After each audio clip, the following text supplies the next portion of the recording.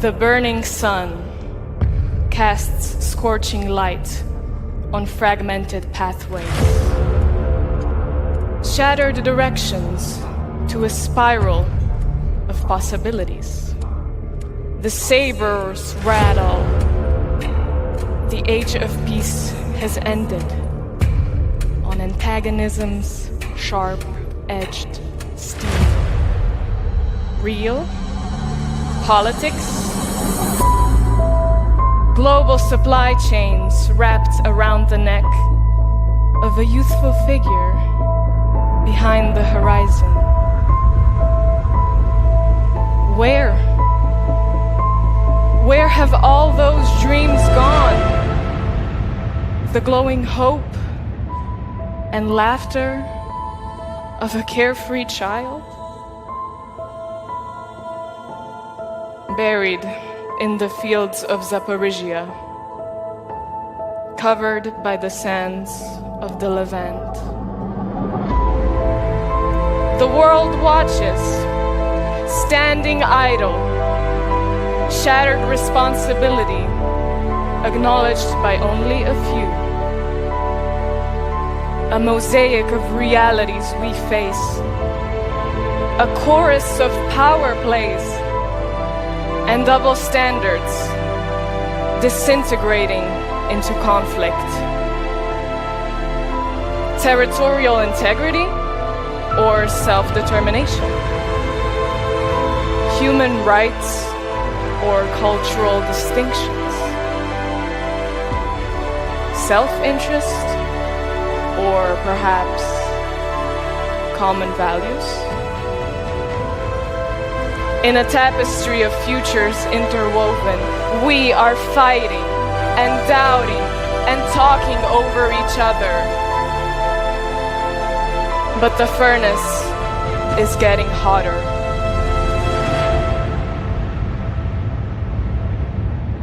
But the furnace is getting hotter.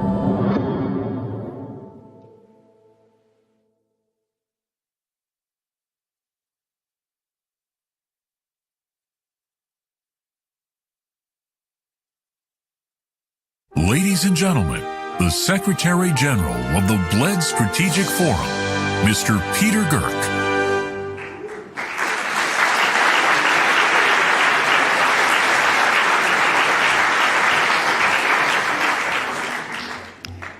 Thank you very much for this powerful video. Dear Excellencies, Presidents, dear ladies and gentlemen, welcome to the 19th edition of the Bled Strategic Forum. You know, I'm a big fan of Johnny Cash, a famous American singer and songwriter.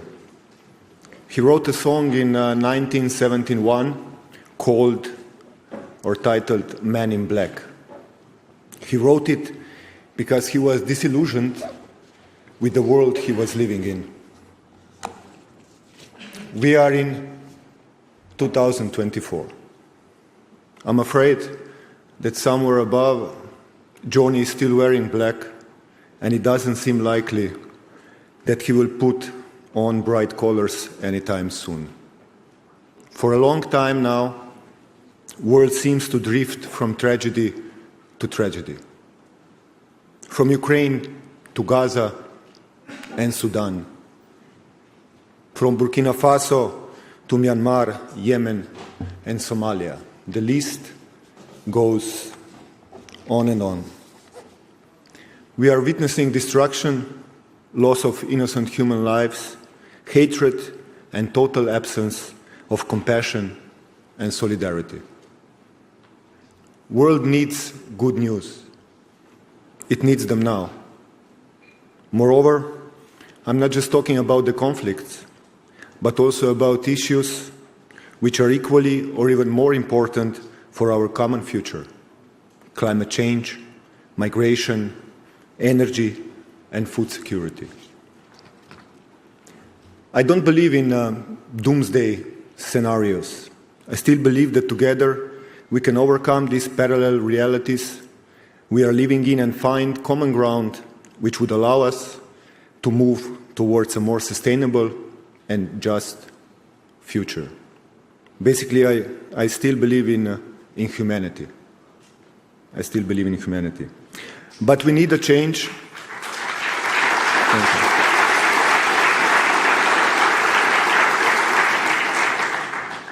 But we need a change in how we deal with challenges.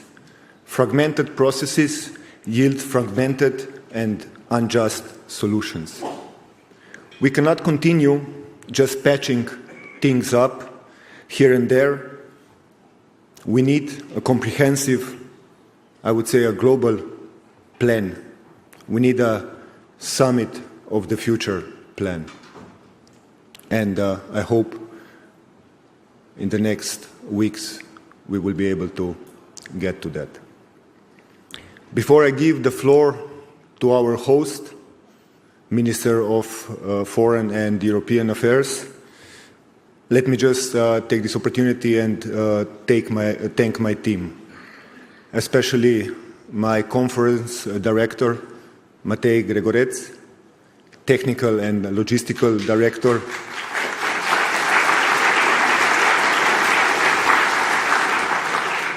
Urška Volk-Kovačić, and their teams. Without them, nobody of us would be actually here today. Maybe except me, hiding in some corner of the festival halls. Same goes for our partners and friends who support us over the years. And now, let the 19th Bled Strategic Forum begin. Allow me to pass the floor to the Minister of Foreign and European Affairs and the host of the event, Ms. Tanja Fajon. Minister, the floor is yours. Thank you.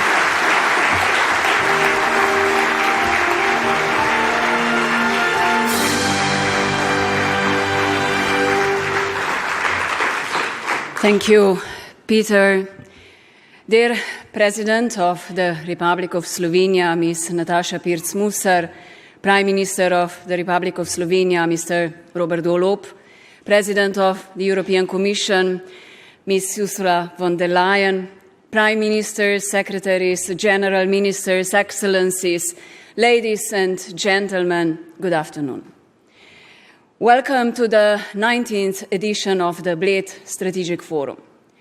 This year's title, Parallel Realities, seems to be particularly appropriate, although not necessarily for a positive reason. It reflects the state of the world today. It points to a number of injustices and inequalities. It exposes dishonesty and duplicity in decision-making. It shows the consequences of broken promises, and it appeals to our conscience and our responsibility. It involves fiery speeches and proposals in air-conditioned halls and loads of bitter tears and despair in unfriendly environments around the world that we visit in the course of our political and diplomatic work. We are surrounded by an increasing number of weapons and conflicts, and the number of wars is at an all-time high. Currently 92, that is almost half the world's countries, are involved in conflicts outside their borders. The war in Ukraine has been going on for 2.5 years. In Tigray, almost 4 years. In Afghanistan, for decades, and Sudan, over a year. Not to mention all the other forgotten crises. Soon it will be a very sad anniversary of yet another outbreak of hostilities in the Middle East, which began on October 7 with a Hamas attack on Israeli civilians, and retaliation led to a humanitarian disaster in Gaza, and in the intensification of the collective punishment of Palestinians also in the West Bank. How is it possible that after having invested so much in international law, the United Nations Charter, the International Bill of Human Rights, and multilateralism as such, security threats are multiplying and the structures and pillars of global cooperation, such as international organizations and international norms, are crumbling? How do we feel when we see images of crying, wounded, and dead children, women and men? Why have we reached a point where actions are described as impotent, important but worthless, or meaningless phrases? Politics and diplomacy need to prevail over particular interests that lead to such results. Ladies and gentlemen, in September, Slovenia holds the presidency of the Security Council. Our country takes the responsibility very seriously. We will work tirelessly to ensure that our voice is heard, even if there is a degree of frustration and not seeing results on the ground. We will work despite the feeling of powerlessness, even when a veto is cast. And if we hear WCNSF during the debate, we will work even harder. Does anyone know what WCNSF stands for? Wounded child, no surviving family. It is an official new acronym in the health vocabulary of Gaza. It inspires a feeling of despair. But on the other hand, all this gives clarity about what was expected, what was demanded, and what was not respected. And one day, it will be a source of reflection. The Security Council has made clear what it wants. The 4 resolutions adopted would create a new reality if fully implemented. The responsibilities of each UN member state are clear, based on the statements made by the members of the Security Council, and in the absence of Israeli compliance, I believe we need to enforce implementation of the resolutions. I'm aware that this will be a very difficult political question for many in the Security Council.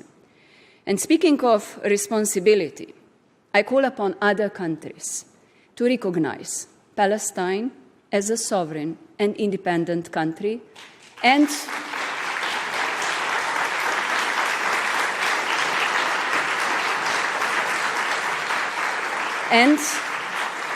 to support a 2-state solution. It is a fact that the Middle East is being militarized and weaponized. The role of global and regional actors in this must be made clear. This trend cannot bring peace in the region. Actors on almost all sides are using the volatility to justify their own political survival. The same applies to the war in our immediate neighborhood, the European neighborhood. For the European Union, support for Ukraine remains unquestionable. Slovenia will continue to work for a just and a lasting peace in Ukraine, and it's clear that peace cannot be achieved without cooperation and dialogue between all parties. We hope that Russia will stop the aggression and the war and engage in negotiations in good faith on the basis of international norms and in full respect of the UN Charter. Let me also mention that last week in Brussels, I urged to strengthen the sanctions against the leaders who violate international law. I also called for an urgent humanitarian ceasefire so that children in Gaza can be vaccinated against various diseases, notably polio. The main feature of today's wars are the constant, brutal and targeted attacks on civilians and civilian infrastructure, which constitute a flagrant violation of international humanitarian law and must stop immediately.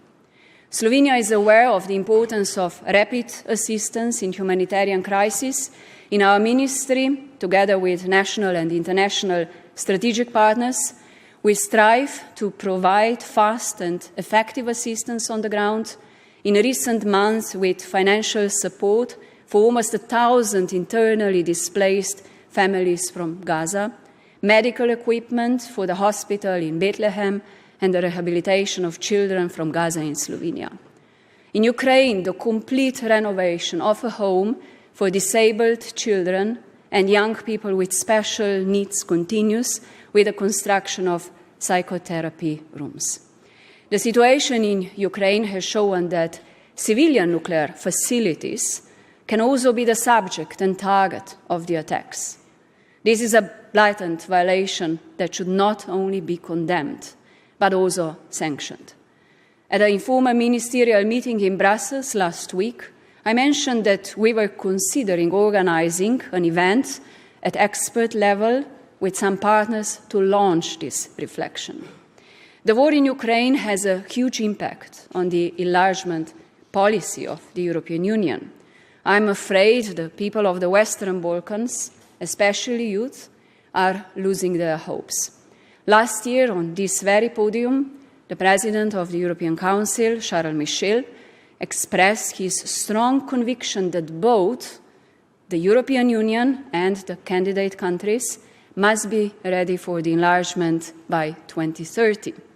This vision must be kept alive. It is a geopolitical imperative and must become a geopolitical reality. It is, of course, up to both sides to do their homework, the candidate countries to speed up the reform process, and the EU to adapt its internal processes and policies in union in order to function as a union potentially of 37 members who will, in my deep belief, live in peace and stability. Slovenia will continue to do its best to make the EU more united and more prosperous. We share a vision of a stronger Europe that delivers social fairness and supports people.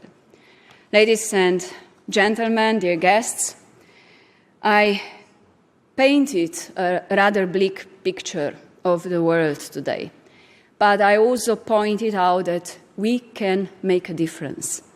Yesterday, I visited the Youth Bled Strategic Forum. I was impressed by so many young participants, critical, thinking, and inspired by their hope for a prosperous future and a better, fairer world.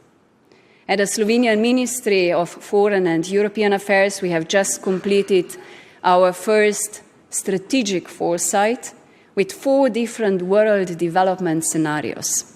The most idealistic, called on the sunny side of the rainbow, includes prosperity for all. And I'm not naive in believing that this can be achieved soon, if ever at all. But to create the conditions for everyone to enjoy their human rights, including the most basic, the right to live, one must remove vanity and hypocrisy from our equations and replace them with responsibility and empathy. In mathematics, the lowest common denominator is used for addition, subtraction, and comparison. But these are just numbers. The lowest common denominator of world order can only be one: peace. Political, economic, and other equations that ignore it are simply wrong. They have a horrible result: victims who are not numbers, but human beings. I appeal to all of us to make and implement decisions with the highest possible degree of moral responsibility. There is no other way to make the world a home for all. I wish you all very fruitful discussions and a very pleasant stay in Bled. Thank you.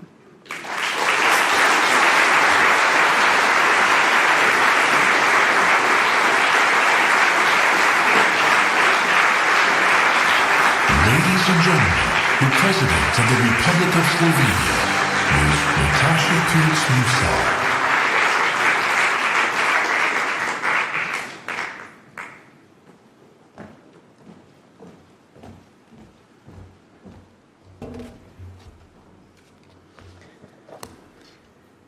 Mr. Prime Minister, Mrs. Deputy Prime Minister, Madam President of the European Commission, other Prime Ministers, Your Excellencies, ladies and gentlemen, distinguished guests. We gather today at a moment of profound consequence. The year 2024 stands as a crossroads for humanity, where the decisions we make will shape the contours of our shared future. Over the last few years, the world has been shaken up by a global pandemic, extreme weather events linked to the deepening of the climate crisis, rising food insecurity, global economic and financial uncertainty, blatant violations of the UN Charter and international law, continuation and even escalation of prolonged conflicts and the emergence of new ones, as well as, yes, disrespect for human rights and attacks against gender equality. At the same time, it became clear that the achievement of Agenda 2030 and its sustainable development goals is lagging far behind its targets. Our strategic vision must be one of unity, resilience, and a shared commitment to the betterment of the people. First, let us acknowledge the complex and interwoven crises that demand our immediate attention. The ongoing climate emergency continues to wreak havoc across our planet, with record heat waves, devastating floods, and raging wildfires becoming distressingly common. The path forward requires bold, collective action that transcends borders and politics. We must redouble our efforts to transition to a sustainable, low-carbon global economy and support the nations and communities most vulnerable to climate impacts. For us, the developed world, we should lead the way towards a sustainable future and learn how to live with less but better, and simultaneously support those who are lagging behind. The triple crisis of climate change, biodiversity loss, and pollution presents a major security, political, and socio-economic challenge for the international community as a whole. The growing number and the scope of natural disasters, as well as extreme and rapidly changing weather patterns everywhere across the globe, must be a wake-up call to us all that we need to step up our climate action. We need to make sure that we leave the world a better place for future generations. Implementing the right to a safe, clean, healthy, and sustainable environment is therefore of key importance. Human rights and dignity must be placed at the center of any measures to tackle the environmental crisis. Furthermore, the world today faces an unprecedented water crisis. Competition for water is increasing as water scarcity becomes an ever-increasing cause of conflict. Slovenia has been calling for accelerated action on water-related challenges globally, emphasizing the relevance of water for human development, preservation of ecosystem, climate resilience, and peace and security. Being a strong believer in the value of transboundary water cooperation, we are a member of the Transboundary Water Cooperation Coalition. We will host the 10th meeting of the parties to the UN Water Convention this October in Ljubljana and take over the chairmanship of the convention for the next 3 years. The steep increase in global food insecurity, which threatens to destabilize further already fragile societies and to exacerbate armed conflicts, leading to regional and global instability, should be of great concern to us all. Famine, ladies and gentlemen, has no place in the 21st century. Slovenia is a strong supporter of the international efforts against famine and is highly committed to contributing to global food security. I am also very worried about the alarming escalation of geopolitical tensions in the world. In many regions, the specter of conflict looms large. The return of great power rivalry, complete with the proliferation of advanced military technologies, has increased the risks of misunderstandings and miscalculations. We must reaffirm our commitment to diplomacy and the principles of international law and work tirelessly to resolve disputes through dialogue rather than force. The United Nations, with its unique legitimacy, remains an indispensable forum for these efforts. The world today is not the same as the world in 1945, when the United Nations Charter was adopted. Therefore, we need to strengthen and upgrade global governance and adapt multilateral institutions, including financial ones. But let me be clear, the multilateral system rooted in the United Nations Charter must remain the cornerstone. We need to work on rebuilding trust, strengthening global cooperation and solidarity. Slovenia is currently serving its term in the UN Security Council. One of the motivations for our candidature to serve on the Security Council was precisely to improve the challenged state of affairs in the UN. For that, we need to work in concert with other states, including small ones. We must listen to all voices, not only the voices of big and influential international states and other actors. In the first 8 months of the UN Security Council membership, Slovenia has followed its commitments from the campaign to be an active, open, transparent, and constructive member. We have focused on efforts to bridge the polarization in the Council and to help move the process in the Council forward.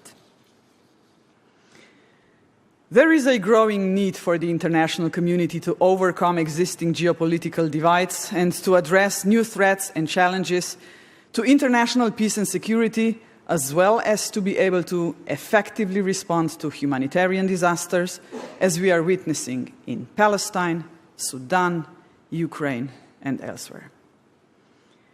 In the words of Secretary General Antonio Guterres, peace is more than a noble vision.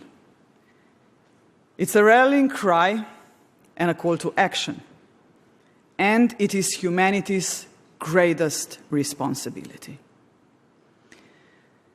The growing number of conflicts and their increasing cruelty continues to astound me. For 2.5 years, Ukrainian people have been courageously fighting for freedom and independence.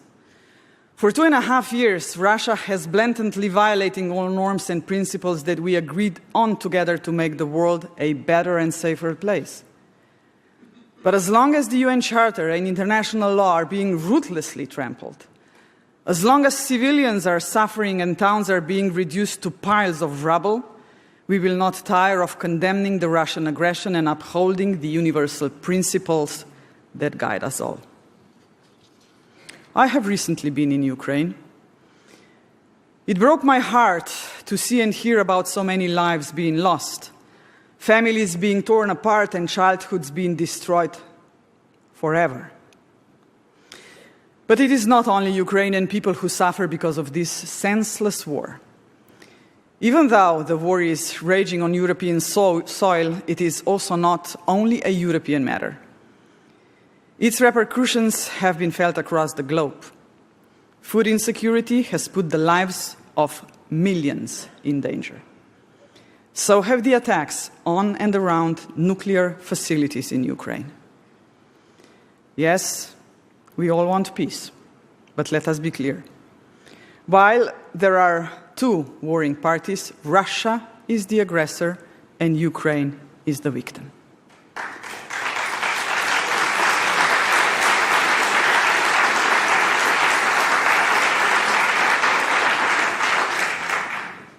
It is the right of Ukrainian people to defend their homeland, and it is our collective duty to support them and protect the world based on law rather than force.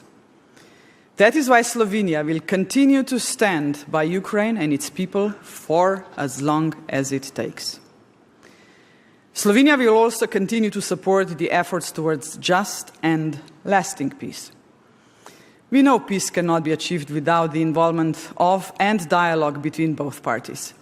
However, any peace negotiations must be grounded on the UN Charter and international law. It is up to Ukraine, the victim, to decide when and under what condition this will happen. And it is up to Russia to demonstrate genuine willingness and engage in good faith. Bombing Ukrainian cities every day proves the exact opposite. As a staunch supporter of international law, I would like to underline one more point which is important for my country. There cannot be peace unless justice is served. Slovenia will spare no efforts in pursuing full accountability for the long lists of atrocities and other international crimes committed in and against Ukraine. With equal horror as in Ukraine, we observe the violations of international humanitarian law in Gaza. Israeli hostages are still held captive. Palestinian women and children are dying every day in their hundreds. This has now become the world's deadliest conflict in 2024, and the most dangerous place for civilians. A full 88% of its population is exposed to conflict.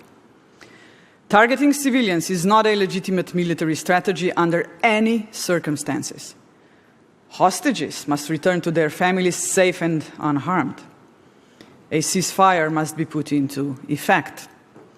Civilians must be allowed immediate and safe access to humanitarian assistance. As we work to avert a larger regional war, it is essential to address the suffering in Gaza and pursue a two-state solution, the only viable path to lasting peace. Slovenia's recognition of Palestine underscores the importance of this goal. Additionally, empowering the Palestinian Authority with the necessary reforms and resources is crucial for governance and stability. However, we cannot view global security solely through the lens of state-to-state relations. The rise of non-state actors, cyber threats, applications of artificial intelligence for military purposes, and the weaponization of misinformation and disinformation have added layers of complexity to global peace and stability. In this digital age, the integrity of our information space is as crucial as the security of our borders. We must forge new international norms and agreements to safeguard cyberspace, while also fostering greater cooperation in the fight against terrorism and organized crime. The economic landscape is equally fraught with challenges. The global economy is navigating turbulent waters, with inequality widening both within and between nations. The COVID-19 pandemic, while no longer in its acute phase, has left a lasting legacy of disruption. Millions of people remain unemployed, and many more face precarious futures. We must rebuild our economies in ways that are inclusive and sustainable, ensuring that the benefits of growth are shared by all. This requires not only sound economic policies, but also a renewed commitment to social justice and human rights. The future is not fixed. Although it drives uncertainty in the short term, it also allows room for hope. Alongside global risks and the era-defining changes underway lie unique opportunities to rebuild trust, optimism and resilience in our institutions and societies. This is why I highly value occasions such as the Bled Strategic Forum, since they enable us not just to talk to each other, but to listen to each other and exchange ideas on how to tackle the global challenges I mentioned before. The challenges we face, whether they are environmental, geopolitical, economic, or technological, are global in nature, and they require global solutions. We must reaffirm our commitment to multilateralism, strengthen our international institutions, and foster a spirit of cooperation that transcends narrow national interests.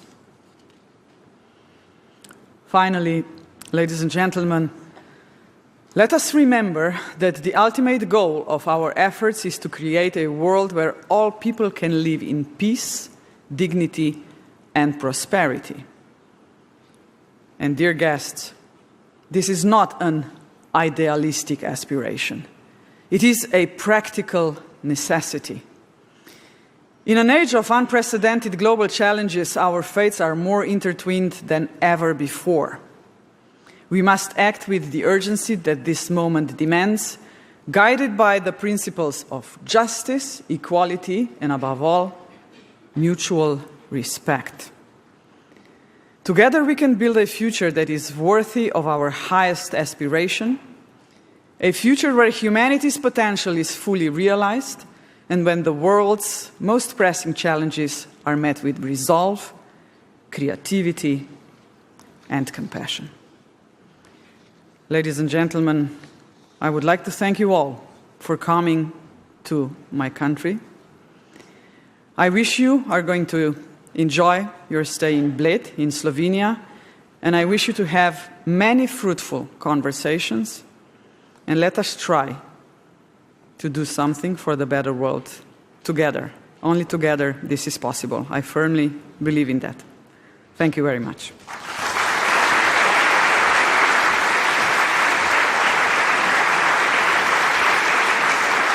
Ladies and gentlemen, the moderator of the panel, Mr. Ali Aslan. Hello, everyone. Wonderful to be back here at the Bled Strategic Forum. My name is Ali Aslan. I'm an international presenter and journalist, and I've had the pleasure and privilege to grace this stage so many times in the years before. And I'm looking in the audience, I'm seeing many, many familiar faces. Former President Pahor, always great to see you. I'm seeing former Turkish Foreign Minister Mevlut Çavuşoğlu. I saw him here. Great to have you with us. But I'm also seeing some first-timers. Yulia Navalnaya, wonderful to have you with us, of course.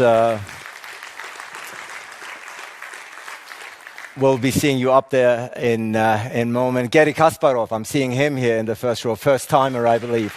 It's great to have you with us indeed.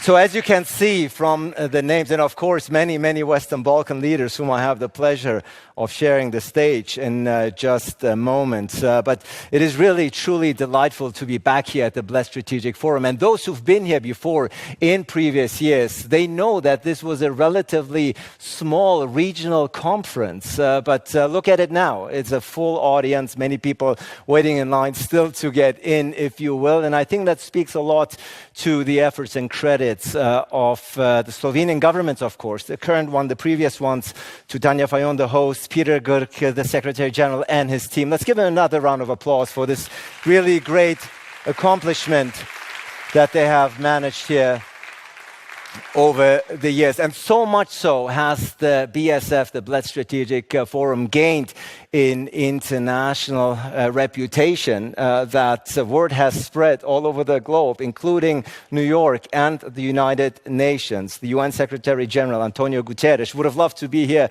Unfortunately, his schedule prevented him from being with us in Slovenia, but he still didn't want to pass up the opportunity to address this very distinguished audience. Let's see what he had to say.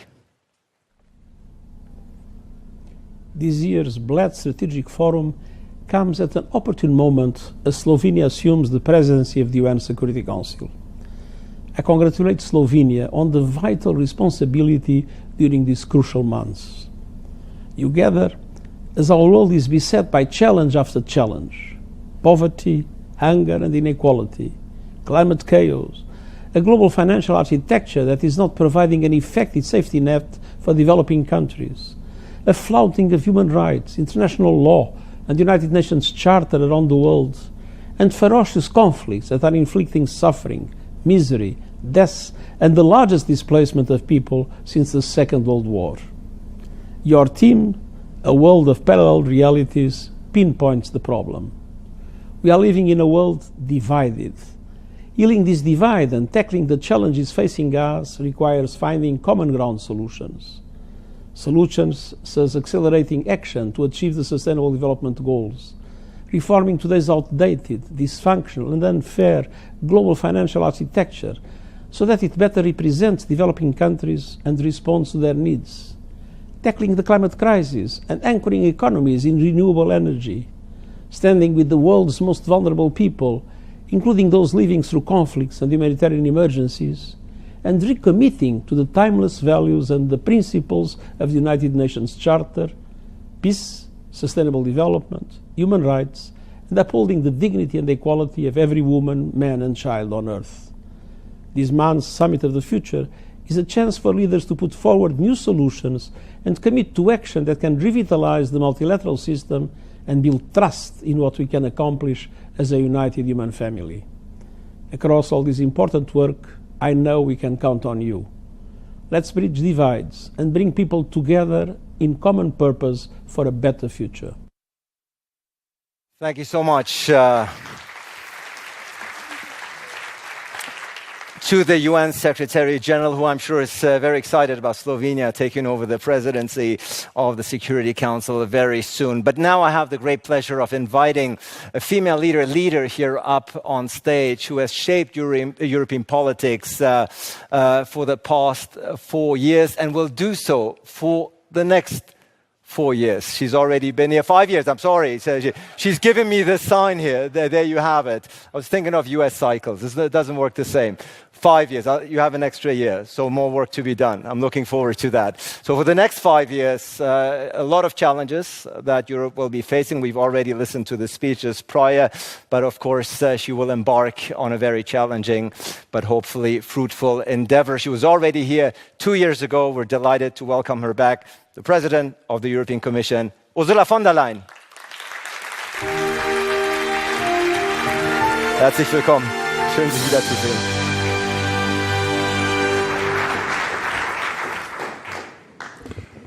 Thank you very much, Prime Minister Gallop, President Musar, dear Natasha. Prime Minister Gallop, dear Robert, I thank you very much for taking me to Črna this morning.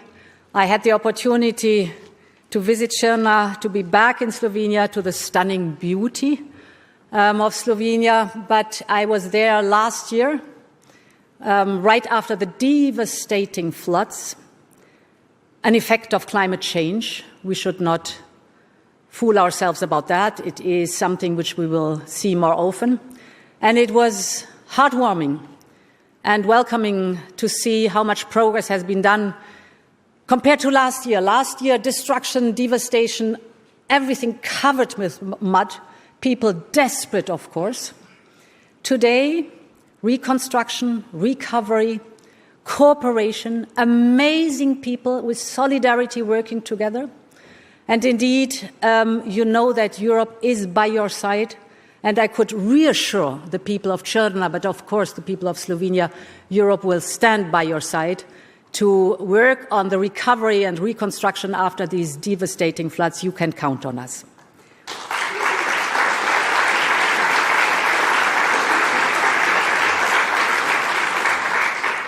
I'm very pleased to see here Prime Minister Plenković, my dear Andrej.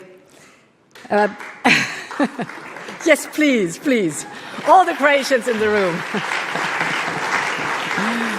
Prime Minister Rama, dear Eddie, needs an applause.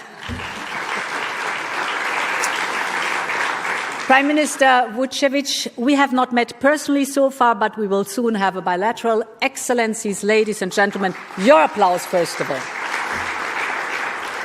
This forum has become a tradition. And it is also a testament to Slovenia's global leadership. The same leadership that we all see in action this year through your work in the UN Security Council and the words of the Secretary General Guterres speak for themselves. You have been an honest broker in turbulent times. So congratulations to you, dear Robert, and to your Foreign Minister, Madame Fajon. You have made Slovenia stand out on the global stage. Congratulations to that.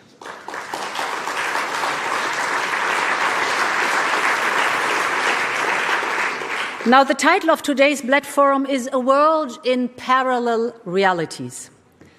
And yes, it is a sobering assessment of the new environment we live in. We've just heard it. This is a moment of fracture for the world. And one of the main fault lines has opened up right here on our continent. Russia has chosen to burn its bridges with its European neighbors by invading a peaceful country. Putin and his cronies have shown that they do not believe in a global order based on rules. They believe they can do anything they please within their so-called sphere of influence. And dear Yulia Navalnaya, we have not forgotten the fate of your brave husband, Alexei Navalny. They fought him.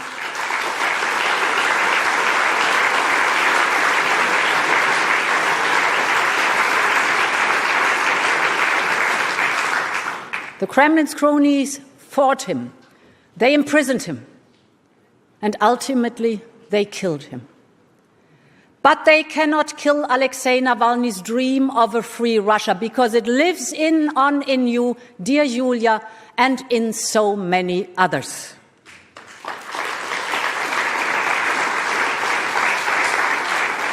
Ladies and gentlemen, I was asked to focus on the Western Balkans, and I'm very happy to do so. Throughout history, this region has often been a frontier between worlds, between East and West, between North and South. But its new generations have chosen a different path. They have chosen to be part of a common European family. They have chosen to travel, to trade together, to thrive together with their European neighbors. The current Russian leadership, living in the past, refuses to accept this simple reality. Whenever there's progress towards reconciliation and regional integration in the Western Balkans, the Kremlin tries to stir up old conflicts. Russia is constantly at work to sow division inside the Western Balkans and between the Western Balkans and the rest of Europe. But, ladies and gentlemen, the vast majority of people in the Western Balkans do not want fragmentation. They want integration, and that's what we must deliver for them. During the first mandate of the European Commission, enlargement has returned to the top of our political agenda. And let's be very clear. Russia's full-fledged war in Ukraine is for Europe a turning point like 1989. We live in a different world, and we are forced to rethink our policies and objectives. If making Europe economically competitive and capable of defending itself, if this is our fundamental objective, then I see the Western Balkans' integration in the European Union as critically important. In the age of geostrategic rivalries, a larger European Union gives us a stronger voice in the world. A bigger single market increases our competitiveness and our leverage as a trading partner. It gives us the tools to respond to blackmail and unfair competition. It gives us a greater common purchasing power. Enlargement is an investment in our collective strength and security. In other words, we want a strong, competitive, and secure Europe. Well, this includes the Western Balkans as well as Ukraine and Moldova in our European Union, and all those whose European aspirations are matched by their deeds. And this is why we have instilled new life into the enlargement process. We have started accession talks with Albania and North Macedonia. We started accession talks with Ukraine and Moldova. Bosnia and Herzegovina can be next in line. And I want to thank explicitly Slovenia for your relentless work on this. Many thanks for that. You are really a good friend of Bosnia and Herzegovina.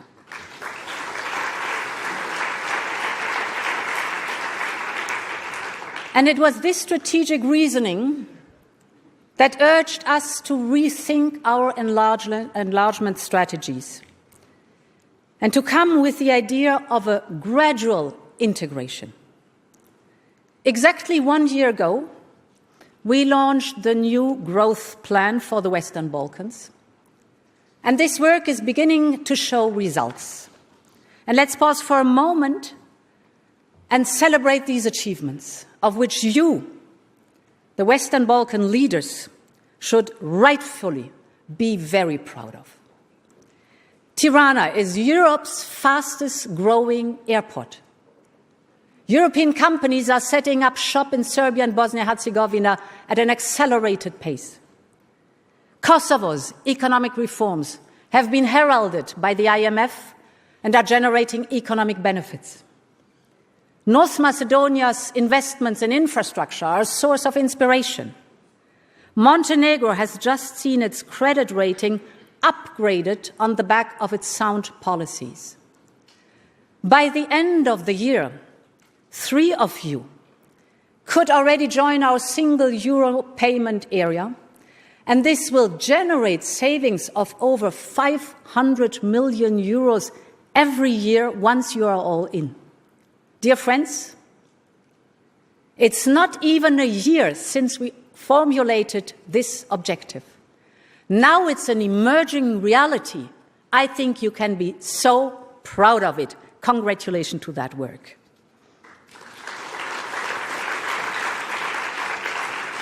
And later this month, our 6 partners will adopt their brand new reform agendas. They have identified some far-reaching and often overdue reforms, ranging from justice reform to the fight against organized crime, from public procurement to electricity market integration. These new reform agendas are linked to 6 billion euros in European investment. Every reform will unlock new investment.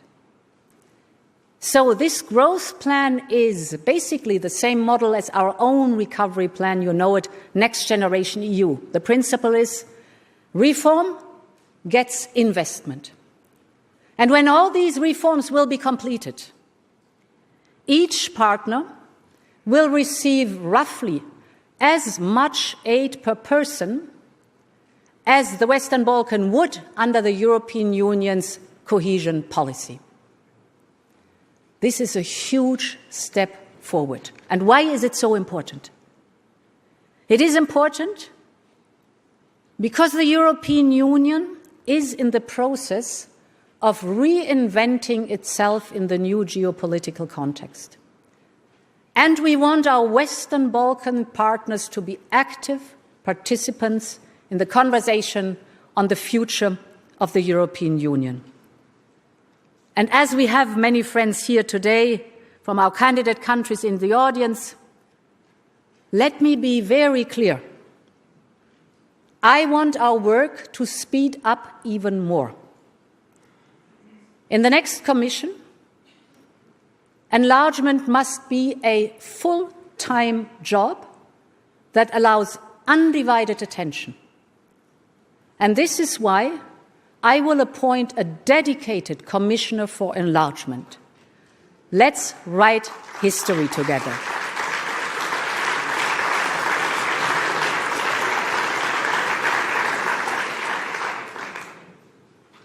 Our political will to integrate the countries in the region as soon as possible comes along with our firm determination that the European Union is a community of democracies. Any compromise with our democratic principles would be fatal to achieving our objectives. Both EU member states and the countries in the Western Balkan region will face tough choices. Bilateral disputes should be dealt with.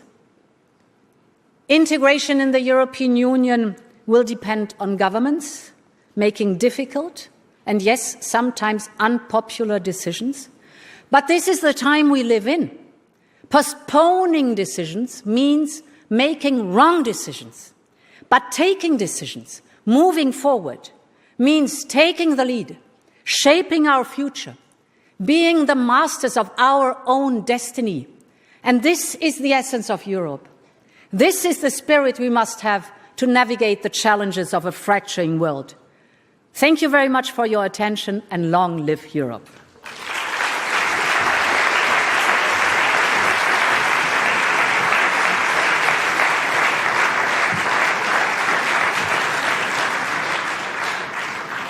Thank you so much to the President of the European Commission, Ursula von der Leyen, for your remarks and for your attendance. Thank you so much indeed. And of course, you've provided a perfect segue. You've talked in detail about enlargement, and that's what, amongst others, what the next panel here on the stage will be all about. And I'm delighted to be shared by four very strong and outstanding leaders from this region. For the leaders panel, ladies and gentlemen, please welcome the Prime Minister of Slovenia, Robert Golob, the Prime Minister of Croatia, Andrej Plenković, the Prime Minister of Albania, Edi Rama, and Prime Minister of Serbia, Milos Vučević.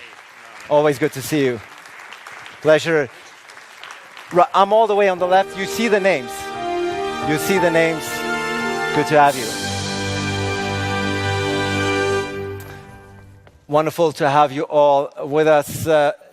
Prime Minister Rama, whenever you and I are on the stage, things tend to go viral. I think this is why they put me close to you. Because we have Turkish roots together, yeah. Well, there you have it. But Prime Minister Golob, I want to give everyone here on the stage a quick opportunity to react to what the President of the European Commission just said. She says she's going to appoint a full-time commissioner in charge solely for EU enlargement. I want to give you a chance to respond to that directly. Okay. Now it is. Okay, first, greetings to the audience, Mr. President, all the excellencies. I think that it is the right response to the times that we live in. Speaking about difficult times, sometimes we overlook those perhaps a little bit smaller but more complex problems very close by. And I think that in the last couple of years, and I would like also to thank Andrej for working together at the European Council to really put forward the notion that the Western Balkans shall not be overlooked. On the other hand, that they need to be brought closer. I think a full-fledged commissioner really focusing on this particular area is the right approach, but not just that. It is so important what President of the Commission was also mentioning, and that is the growth plan, with its own funds, finances, which are at the disposal of how to award those undertaking the reforms. Something which Eddie was in the past, I guess, rather frustrated about, because it was all in process, saying either you get everything once you get there, but you may not be getting there like for another 20 years. And now this approach has been changed. And I think these two changes, full focus on one hand, but on the other hand, having some concrete mechanism backed with money I think that could do miracles for the future. Thank you so much, Prime Minister, for your first initial reaction to what we just heard. Prime Minister Plenković, you are, of course, your country, Croatia, was the very last one to join the European Union in 2013. So you can say you've already done your homework. You have been in the club for many years, but still, what do you make of the President's remarks about a full-time EU Commissioner on enlargement, devoted to EU enlargement? I think it's logical. It's also lessons learned from her first 5 years, and I'm very happy that we all supported her in her new mandate for another 5 years. This is the time when the enlargement portfolio will require some deliverables, because the last real deliverable was when Croatia joined, and that was already more than 11 years ago. I think we managed over the past few years to somehow move the Western Balkans topic up to the agenda, because it was lost for a while somewhere between the chairs. However, we should know that the biggest promoter of enlargement in the last couple of years was Putin. Had he not invaded Ukraine, we would have never shifted Ukraine, Moldova and Georgia into the same basket as the Southeast European and Western Balkan countries. So therefore, this is one of the topics that will be high on the agenda, but requires a lot of work by all the member states who are in the pipeline, and will be ready to support them, of course, linked to the fulfillment of many, many criteria which are there. Yeah, thank you so much, Prime Minister Plenković. Prime Minister Rama, your country, of course, the US opened accession negotiations with your country, with Albania, in March 2020. No, the US didn't yet. The EU. The EU. Did I say US? You see, today I'm completely on the US mode. I don't know what it is. I think I watched too much Trump tweets this morning. Because you work for them. Yeah, well, not quite. I used to work for CNN and ABC News. Once you work for them, you always work for them. Is that what it is? No? Well, I have to check my... Well, the payment did not come last month, so I will check that. But in all seriousness... Be careful, because if the payment don't come, something bad come. Is that what it is? Well, I'm here in good company. There's a lot of security. I think I'm good for now, at least for They this time. control security here. Yeah. Yeah, it's an independent country, but still, you know. Yeah. Prime Minister, let's get back on track if we can for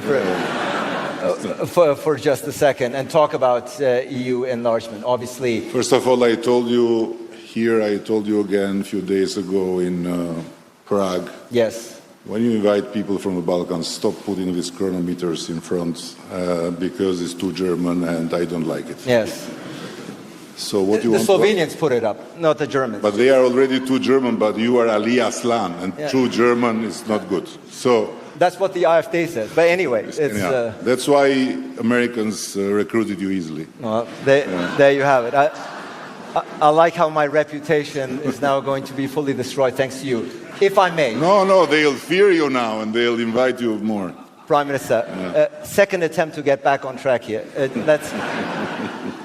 we're going to have a full-time... We're going to have a full-time... Don't tease me. We're going to have a full-time EU Commissioner now in charge of EU enlargement, something that you've been vying for many, many years. That's good news. I was very encouraged because finally I heard someone else, and in this case, someone speaking on behalf of a member state that said what I'm saying since day one of this openness towards the Balkans, that this is the diligent work of Vladimir Putin. So it was Vladimir Putin that had to aggress a country to help the European Union to understand that it's living in a parallel world, because this is the name of the forum, right? So now these parallel worlds are getting closer, and what Ursula already said is absolutely true, and it's also very encouraging, because it was a year ago here in Bled that she promised this new growth plan, and now the new growth plan is on track, and we are hopeful that more will happen, and that In the meantime, that we have to do all the neurotic work to be considered ready to enter the European Union, to get more tools and to enter in different areas of the European Union, which before this new growth plan were completely not allowed for us. So it's a moment that I think being positive about Europe and the European Union is not working for the Americans. It's true. Yeah.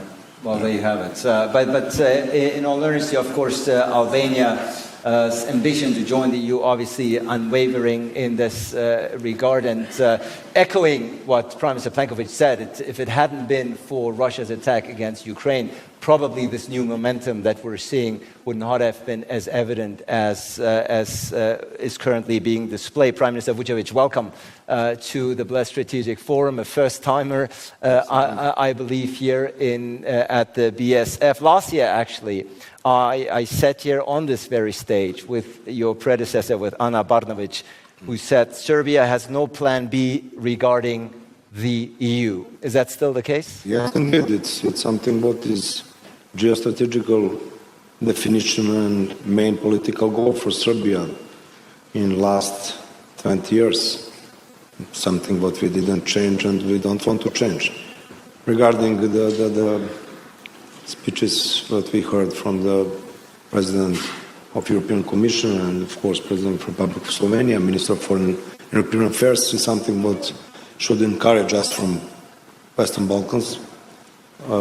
Sincerely, I would like that we heard some data about Serbia and concrete results that has delivered in our European path, because we are very proud of that we had huge and serious and deep reform in affair of justification of justice and, of course, reform of electoral issues, media issues, many issues that are very important in overall our reform process. But Serbia remains on European path. If I may, to add something, and it's related with this title, Parallel Realities. The big question in front of us from Western Balkans is our expectations regarding enlargement, something parallel reality in terms of expectation from Brussels. I would like that it's not, that we have the same goal and it could be successfully delivered in next period. I cannot say is it 2030 or some another year, because in previous periods we were bombed with many dates and years, and unfortunately it didn't happen. But I believe that in upcoming periods, especially what Madam President of the European Commission said very clearly, that next Commissioner will be fully dedicated to the process of enlargement, will be something what brings good news for Western Balkans. And I'm not happy if we needed to see some war in European territory and to understand the importance of rounding off or encompass complete European territory, including Western Balkans. I think that Western Balkan states and people deserves this much before. Yeah, the Western Balkans certainly a very vibrant region with vibrant countries, and their addition to the European Union, I think nobody in Brussels or beyond would doubt the valuable contribution that they would make. Prime Minister Golob, of course, during the opening speeches, both from the President of the European Commission, but of course also your Deputy Prime Minister, Russia's war against Ukraine was very much at the forefront. It is a war that is now in the third year. Your country's support for Ukraine has been unwavering since the start. We heard it also before. In some European capitals, you sometimes get a sense there might be a war fatigue. waning support perhaps amongst the public. Is that when you travel around Europe and speak to your counterparts, is that the sense that you're getting? Or would you say that Europe remains committed as fully committed since day one? Well, honestly speaking, I wouldn't say I need to travel that far. You can go to Ljubljana and you can experience that. I think it's all around us. It has to do with increasing Russian propaganda as well, which is all over. We could see it in action during the EU elections, but even before. And it's an ongoing battle regarding what is the truth, which is also an ongoing battle when it comes to other issues regarding Russia, like the opposition and what the regime is doing to its own people, not just to Ukrainians. So I think it is just something that we need to take into account, never fall asleep, and keep diligently working upon, but also recognizing people that are doing much more difficult job while fighting the regime from the inside, exposing their lives. And I have to admit that, and my condolences again, and I was really sorry to hear that we were this close to get Mr. Navalny out of it, because the exchange that was undergoing was really including himself, but it could be also his death sentence that he was included.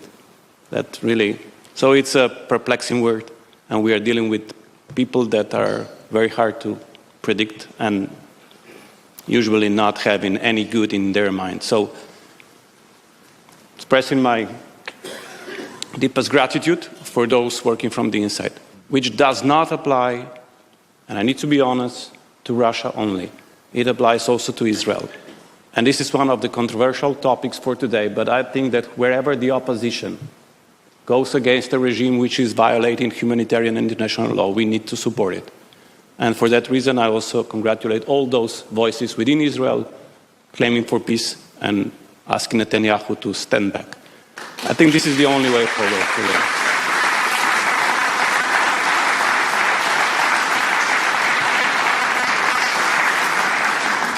I will, of course, revert to you in just a moment and talk about that very issue about Gaza and your country's decision to recognize Palestine as an independent and sovereign state. Let's stay for a moment still on the Russia-Ukraine front. And I want to bring in Prime Minister Vučević here. It's no secret, of course, that your country, that Belgrade maintains traditionally and historically has maintained close relationships with Moscow. That has not changed since the February 24th, 2022. Sometimes there's a segment that Serbia is involved in a bit of a balancing act. On one hand, as you pointed out here today as well, like your predecessor last year, there's no plan B to Serbia's plans vis-à-vis Europe. But at the same time, it is not willing to shed its close ties to both Russia and China for that matter. But let's stay with China here for a second.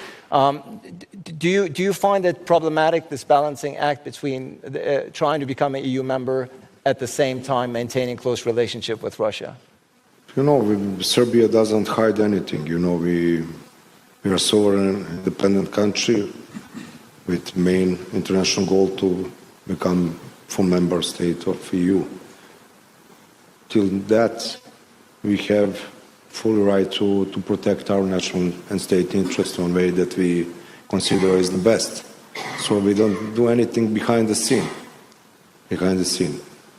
You know, we have a little bit different opinion about sanctions and generally how it helps to see the end of war, because we as a Serbia were imposed with sanctions during the 90s.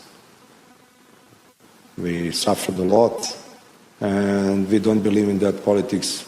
I don't want to sound as someone who is a total pessimist, but I don't see the full results of sanctions. But okay, we will see. I believe that all of us have to strive to see the peaceful solution and finally end of war in Ukraine. But nevertheless, I want to very strong emphasize the fact that Serbia fully recognizes territorial integrity and sovereignty of Ukraine. and we have voted for all resolutions in United Nations regarding that topic. Ukraine is our very close friend. They are also Slavic brothers as the Russians for us, so we don't have any problem to say that very clearly. Ukraine doesn't recognize so-called independence of Kosovo, so we have fully respect to Ukraine as we have to Russia. Regarding China, you know, President Xi visited Belgrade in May, 8th of May, but the day before he visited Paris. He met with President Macron and Madame Ursula von der Leyen. Then he went from Belgrade to Budapest and met with Prime Minister of Hungary. You know, we want to see what we can get the best for our economy and for our people, but I would underline once again, emphasize our main international goal is to become full member state of European Union. That's something what we don't change, and we don't say that because it's good to say that, you know, it's just matter of formality. And let's repeat and repeat. It's for us good. No, we really believe that there is no completed process or project of Europe without Western Balkans. I don't understand why we call that Western Balkans. I think that Andrea is a little bit older than me.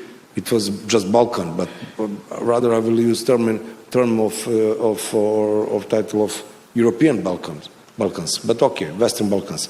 Without Western Balkans, European Union cannot round off all main issues: economical, security, culture, all. It's you know, empty hole. Which without this territory you cannot speak about completed Europe. Yeah. And we don't have any problem to see that some former Soviet republics, we are speaking about Ukraine or Moldova or Georgia even, have their own accession process. It's okay for them, but it's not fair. It's not fair for Western Balkan states that we are somewhere in corner, because as you said, all of you said, we have new geopolitical momentum, war in Ukraine. But okay, we understand that, but you have also to count our efforts from Western Balkans, that we are also part of Europe. And I think I think that it should be also part of Europe. Is nobody here in this room or beyond? No. I just want to close our positions when we are speaking about. Absolutely. Well taken, well received, Prime Minister. Indeed, you've laid out the necessity or your priorities in this East-West Balancing Act, and as you pointed out, the recent visit by French President Macron certainly a boost from the Serbian perspective. And Chancellor Scholz. And nobody mentioned that Serbia signed one of the most important agreements with the EU in terms of critical materials. And it's not an easy decision for us. Not for political establishment, but entire social environment. And we decided to deliver and to develop this project with EU, not with other foreign partners. Prime Minister, don't forget. Again, just to round up the Russia-Ukraine, if you will, angle here. Your country, like Slovenia, like so many other countries on this continent, has been... You mean we like Slovenia, or we are like Slovenia? Like Slovenia and other countries. I'm sure you like it, otherwise you wouldn't be here each year. Yes, of course.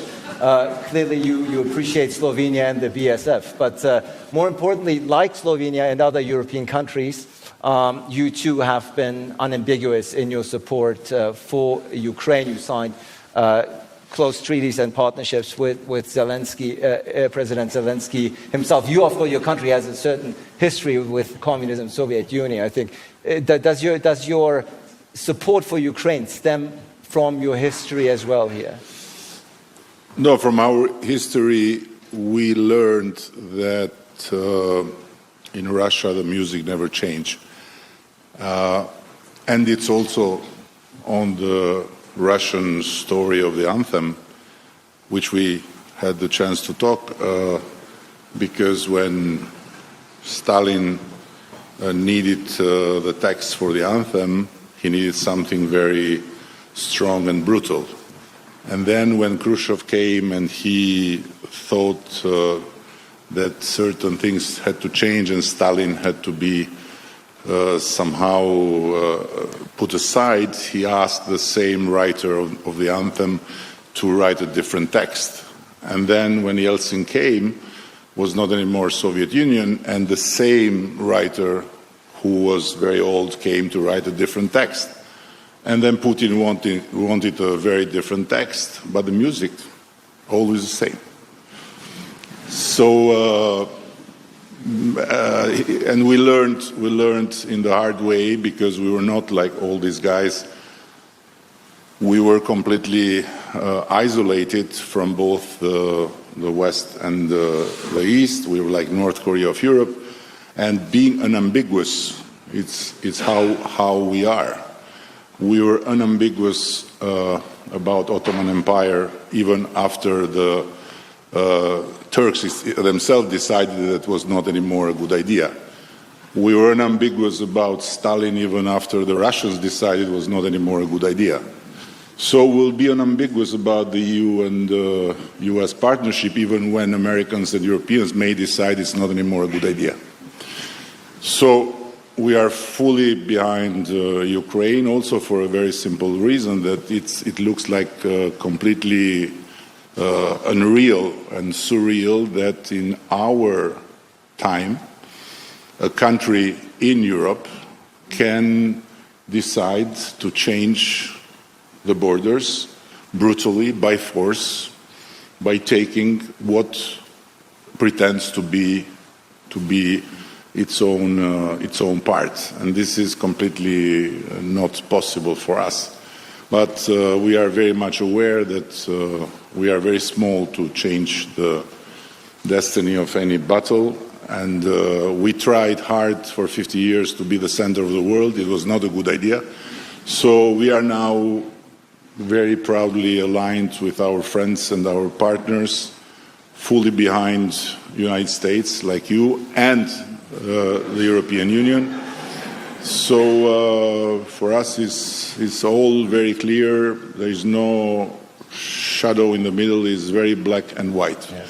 I just want to add one thing, which I don't really understand about the democratic countries and about the big democracies, not about us. Is this thing that we repeat and repeat and repeat, that Russian interference, Russian interference, Russian interference, Russian here, Russian there. And I also heard the president of Bled Forum to say, I believe in humanity.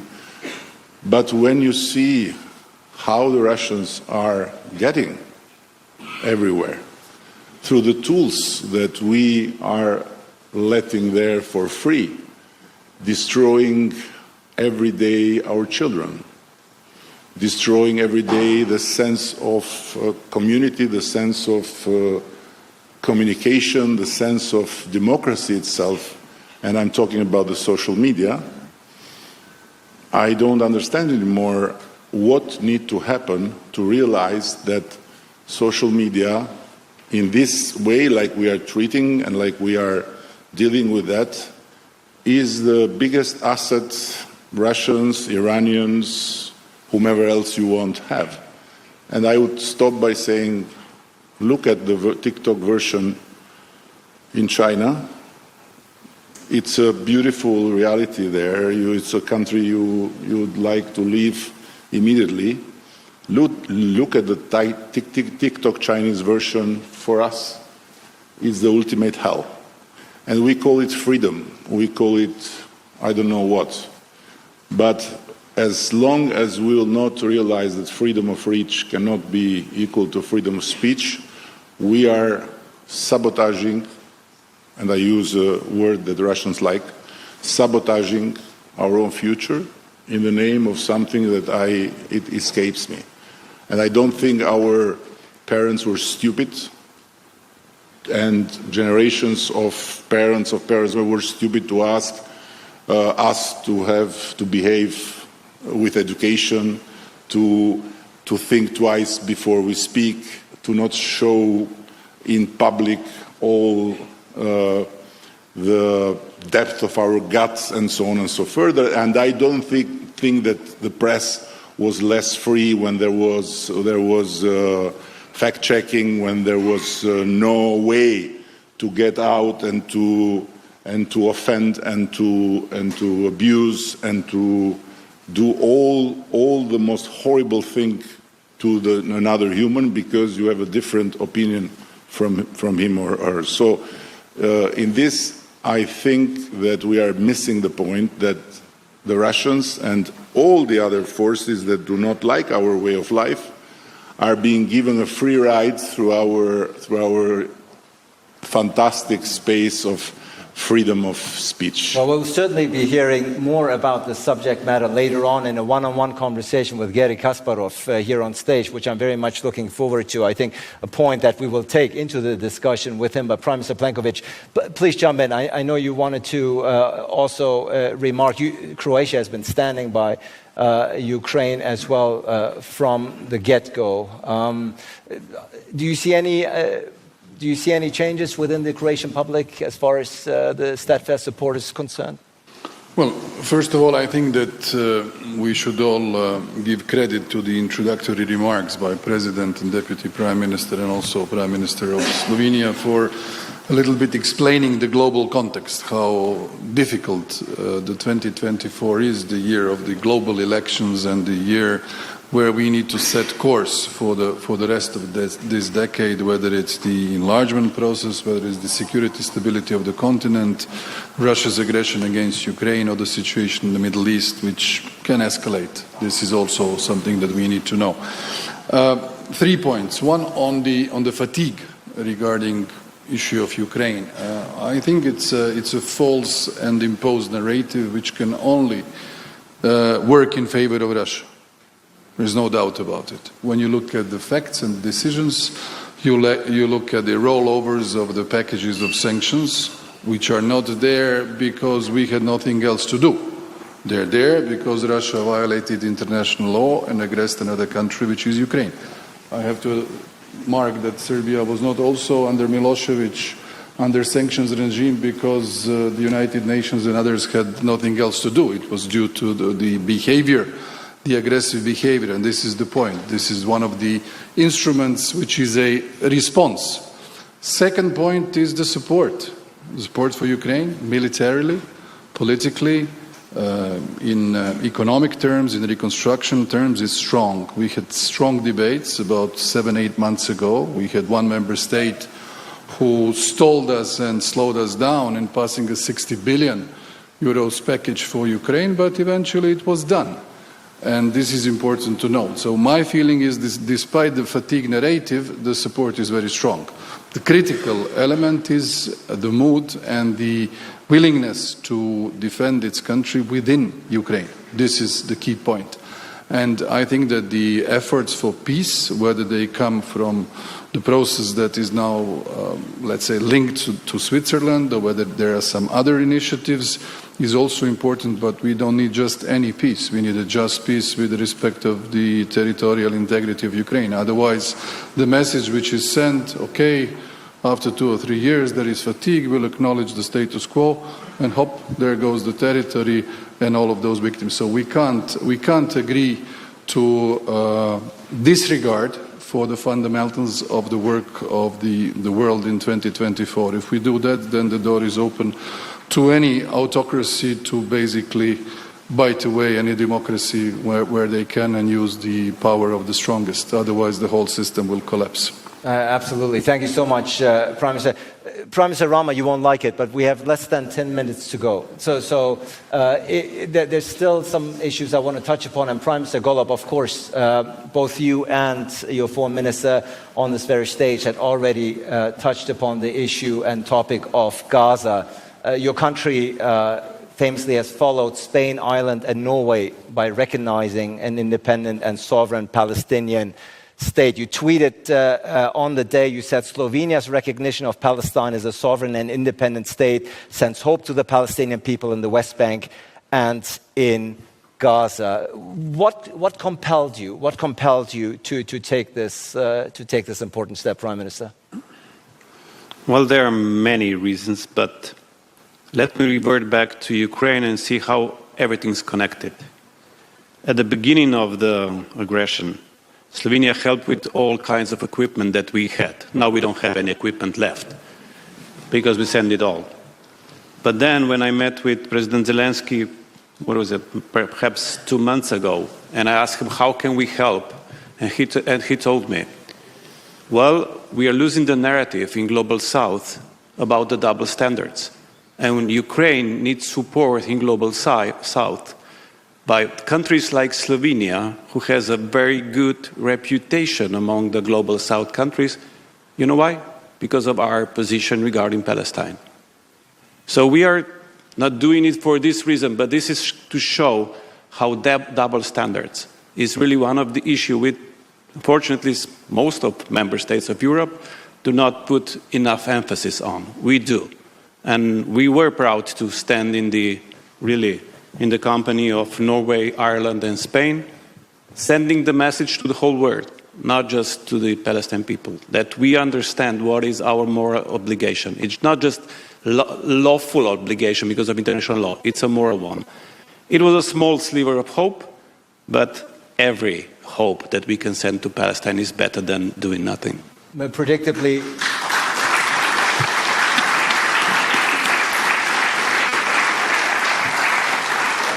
we're going to have sessions here on the Middle East later on as well, which I'm looking forward to. But predictably, of course, the reaction from Israel wasn't positive. Israeli Foreign Minister Israel Katz tweeted, the Slovenian government's decision to recognize a Palestinian state rewards Hamas and its attack on October 7. What's your reaction to that?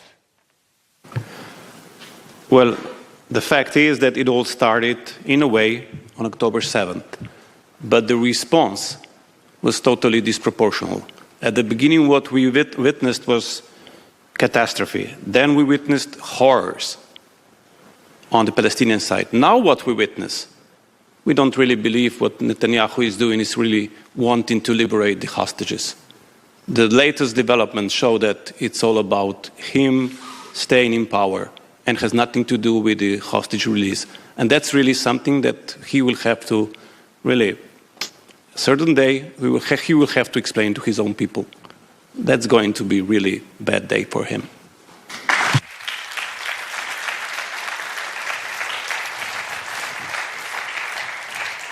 Just listening to you, it's very clear that you feel very passionate about this subject matter. Again, more discussion on that topic to follow.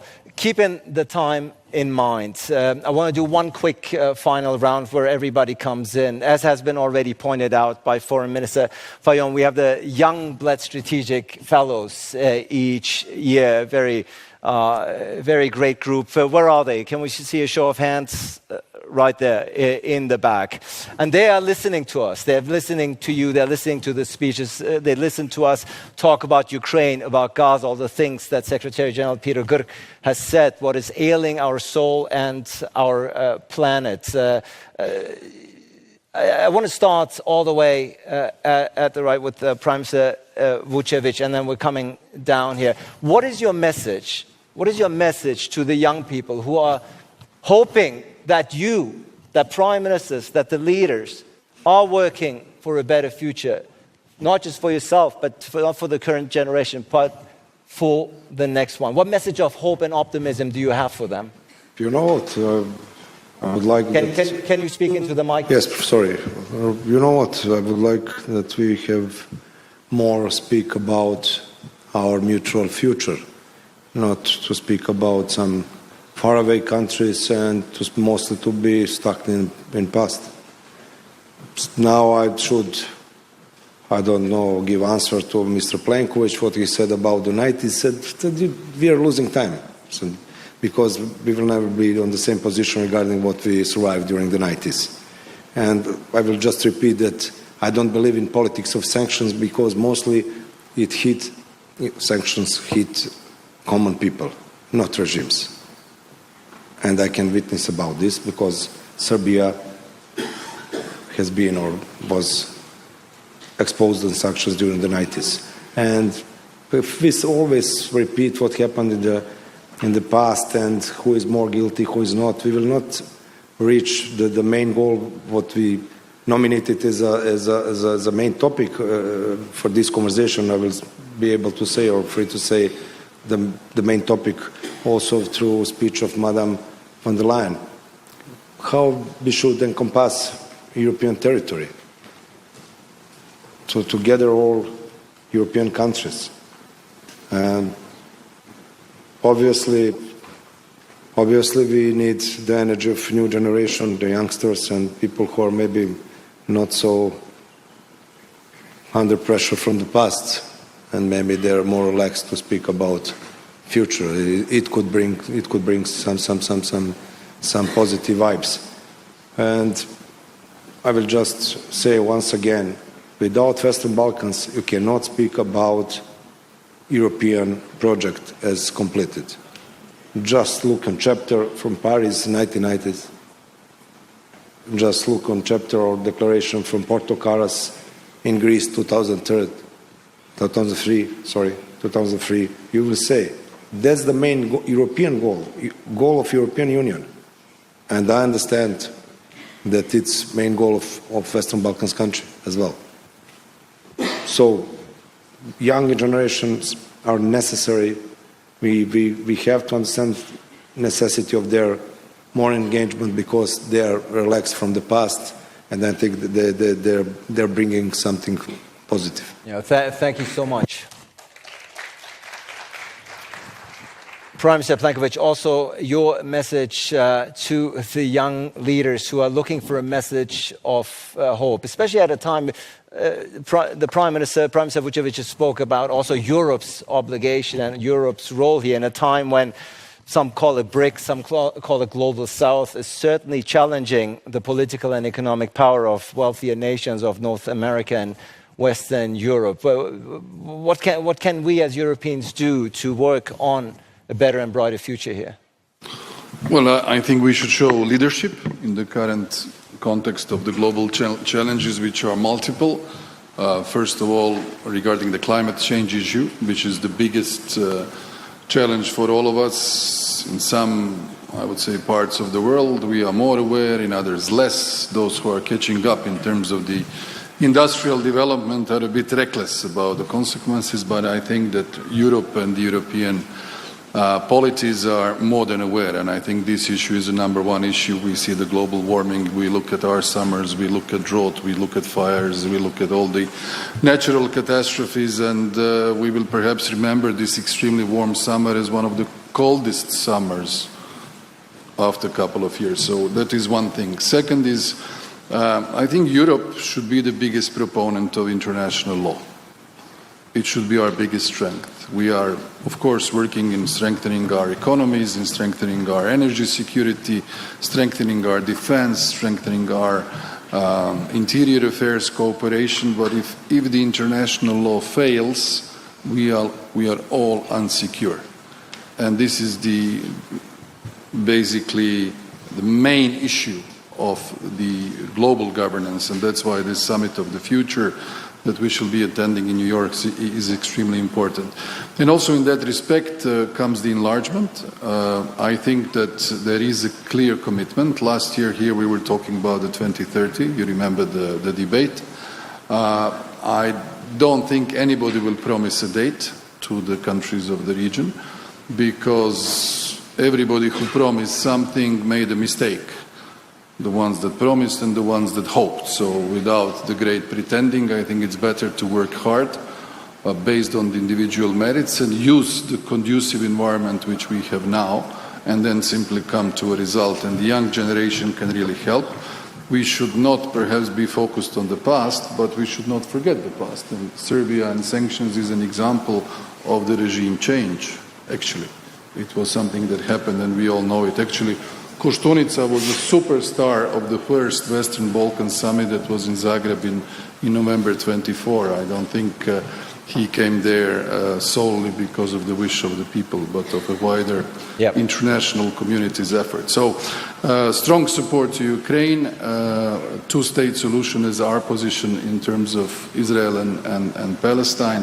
And that is something that should come as an agreement of the wider peace settlement in the region. Otherwise, if we have a permanent conflict, we are all on the losing side. For sure. And Europe's role, which you have emphasized and pointed out rightfully, so overcoming historical differences, I think, is a very important point. The fact that France and Germany, for instance, post-45, got together in order to initiate this union might serve as an example for other countries here in this region. And as such is the global landscape that, as you pointed out, climate change, a huge issue we couldn't even get to because of the many conflicts that are ailing us. Prime Minister Rama, your final message of hope to the younger generation.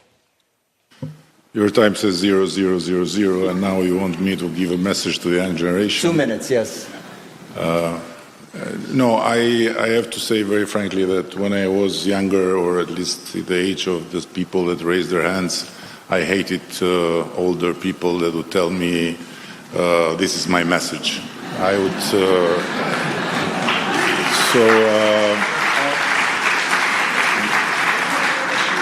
And while you gave me time to think about the answer, I was just thinking that all the best decisions in my life were made when I didn't follow the advice of them who were older than me. So I would not be here, by the way, if I would listen to the messages of the older. But this being said, I want to say one thing, that the only difference I see that is regrettable between the time I was in their age and today is that today the young people have much less belief in politics. And they make a big mistake, because when you think politics is not something you have to deal with because it's dirty, because it's bad, because it's represented by people like them that have messages, I'm looking forward you lose the point. You lose the point, because you cannot escape from politics. Politics is after you all the time. So there are two ways. Or you stay somewhere there in the darkness and you raise the hand and say, please give the message, and then you applaud when you hear the message, which practically I don't know what it meant. But, and then you suffer the decisions of politics, or you just get on the stage and you engage with politics. So one of the biggest harms, again, I go back to my thing about the social media and about all these things, is to discredit politics every day, to say that everything that politicians do is horrible, that all politicians are the same, they are thieves, they are hypocrites, they are lazy, and all these things, and to create the idea that there is a better life outside the space of politics. If the space of politics will not become better, life outside of space will become much, much more difficult. And to give the illustration and to end, because when you nod like that, you just are thinking with yourself things that you don't want to say, and better you don't say. Look what politics, when it's not really up to the task, does to Ukraine. We will win. Ukraine should win. Victory is the only option. Very good. And then we'll give you this type of weapon, but you have to use only in this direction and only for that number of meters. We'll give you this type of bullets, but you have to spend them only for this purpose. And we'll give you this type of missile, and you have to throw it, but not farther. So it's like entering in a football pitch and having to have a game with a very strong team, and you give to your team one shoes, and then the other hand is barefoot, and then you say, don't use this hand. So, or we go with them full-fledged, and really we give them everything they need, and we give them now, instead of giving every time something more after some bigger damage has been done to them, or then we find a way to bring them together. But doing this kind of two things in the same time is practically creating as much harm as giving chances. So this schizophrenia between the values, the principles, and then the political behavior based on many, many other reasons has to end if really we want Ukraine to prevail. Otherwise, one day, books will be written and the truth will be much bitterer than when we are in the echo chamber and we all claim victory.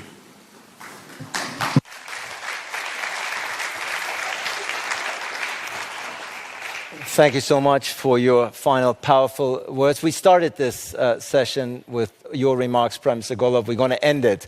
I know it's hard to top this answer now, but I want to still give you a chance for some final remarks. You invite him, he gives you a chance, you know. You all need to understand that the clock is showing 00, so I can talk as long as I wish. Absolutely. And it's your show. So. No, but I often hear that I'm too optimistic a person making too many promises, which is true from time to time. But nevertheless, I would like to finish it on a positivistic tone and say to the younger generation that you always dream big. Small dreams are no dreams at all. But please, never, never, ever think that big dreams can come true fast. Then they're not big. There is no way you can achieve anything significant in any regard if you think you can achieve it without real effort and without plenty of time and effort invested. This is one lesson that most of the politicians forget about the first day we get elected, and we promise too fast schedules, and you don't have that luxury, not the younger generation. It's going to be an uphill and a very long-term battle, especially when it comes to climate. But still, dream big, persist, and keep insisting, asking us that we do the same. And perhaps we can come to a conclusion that is going to be really good for all of us.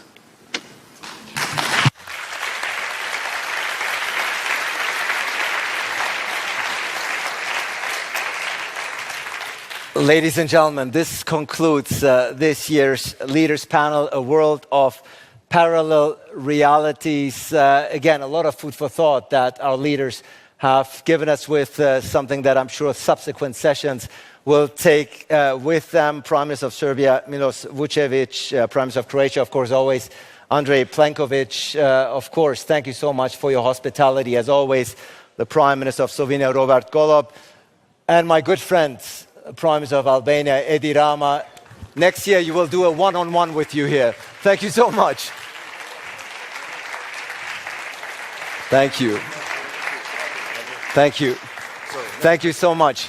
Now, ladies and gentlemen, please remain seated because we have a true highlight for you coming up. Thank you so much, Prime Minister, for this talk. Ladies and gentlemen, the presentation of the BSF Distinguished Partner 2024 Award is very worthwhile, a very important addition to this year's Bled Strategic Forum. And it gives me great pleasure to introduce a lady, a woman of immense courage and conviction. She has become a symbol of strength and resilience, standing alongside her husband for many years, Alexei Navalny. After his tragic death, Navalnaya has emerged as a powerful advocate for human rights, justice, and democracy in her own right, taking on a role she had perhaps never planned to occupy, namely as a figurehead of Russia's anti-Putin movement. Her steadfast commitment to her values and her belief in a Russia that is guided by the principles of democracy, truth, and accountability are harmonious with the principles and mission of the BSF, making her a very worthy recipient of the 2024 BSF Distinguished Partner Award. Ladies and gentlemen, to present the award to this year's recipient, please join me in welcoming back on stage Prime Minister of Slovenia, Robert Golob, together with Yulia Navalnaya.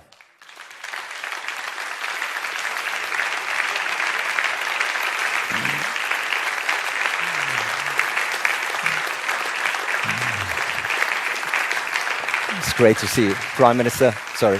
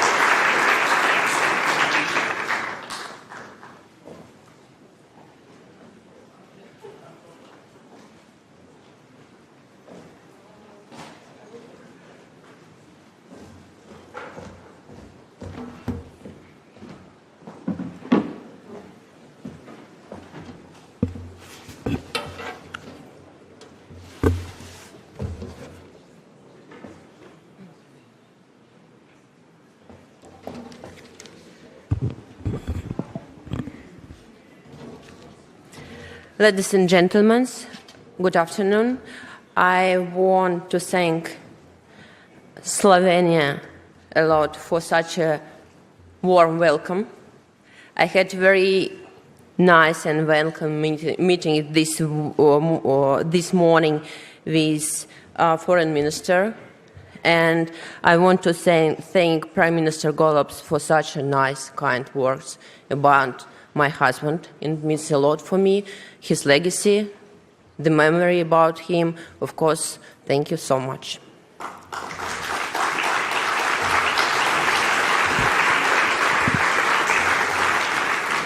And thank you for inviting me to speak at the Bled Strategic Forum and for the award you have decided to give me. It's a great honor. But even more importantly, it's a fantastic opportunity to address to such distinguished audience. A great chance to deliver my speech to a large group of people who are at the heart of strategic decision-making. The events of the last years have been unfolding at such an alarming pace, and the world around us is changing so rapidly that you are constantly having to take a vast number of tactical decisions. You are here at this hall because you are great at this. You are best in your countries at this. Your voters have entrusted you with managing the never-ending challenges thrown at today's world: wars, epidemics, climate issues, the economy, migration, and many, many others.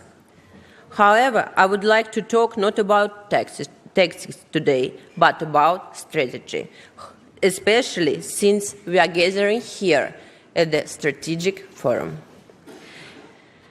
And of course, as a politician and a citizen of Russia, I want to talk about Russia.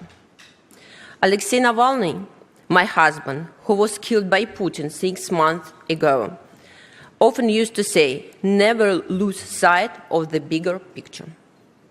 He had unique ability to see the bigger picture, to create a vision for the future many years ahead, and to present it in a form that was understandable to everyone, to inspire others with his ideas, Thus was born his vision of the beautiful Russia of the future, a democratic, peaceful European country that will, without doubt, succeed Putin's regime.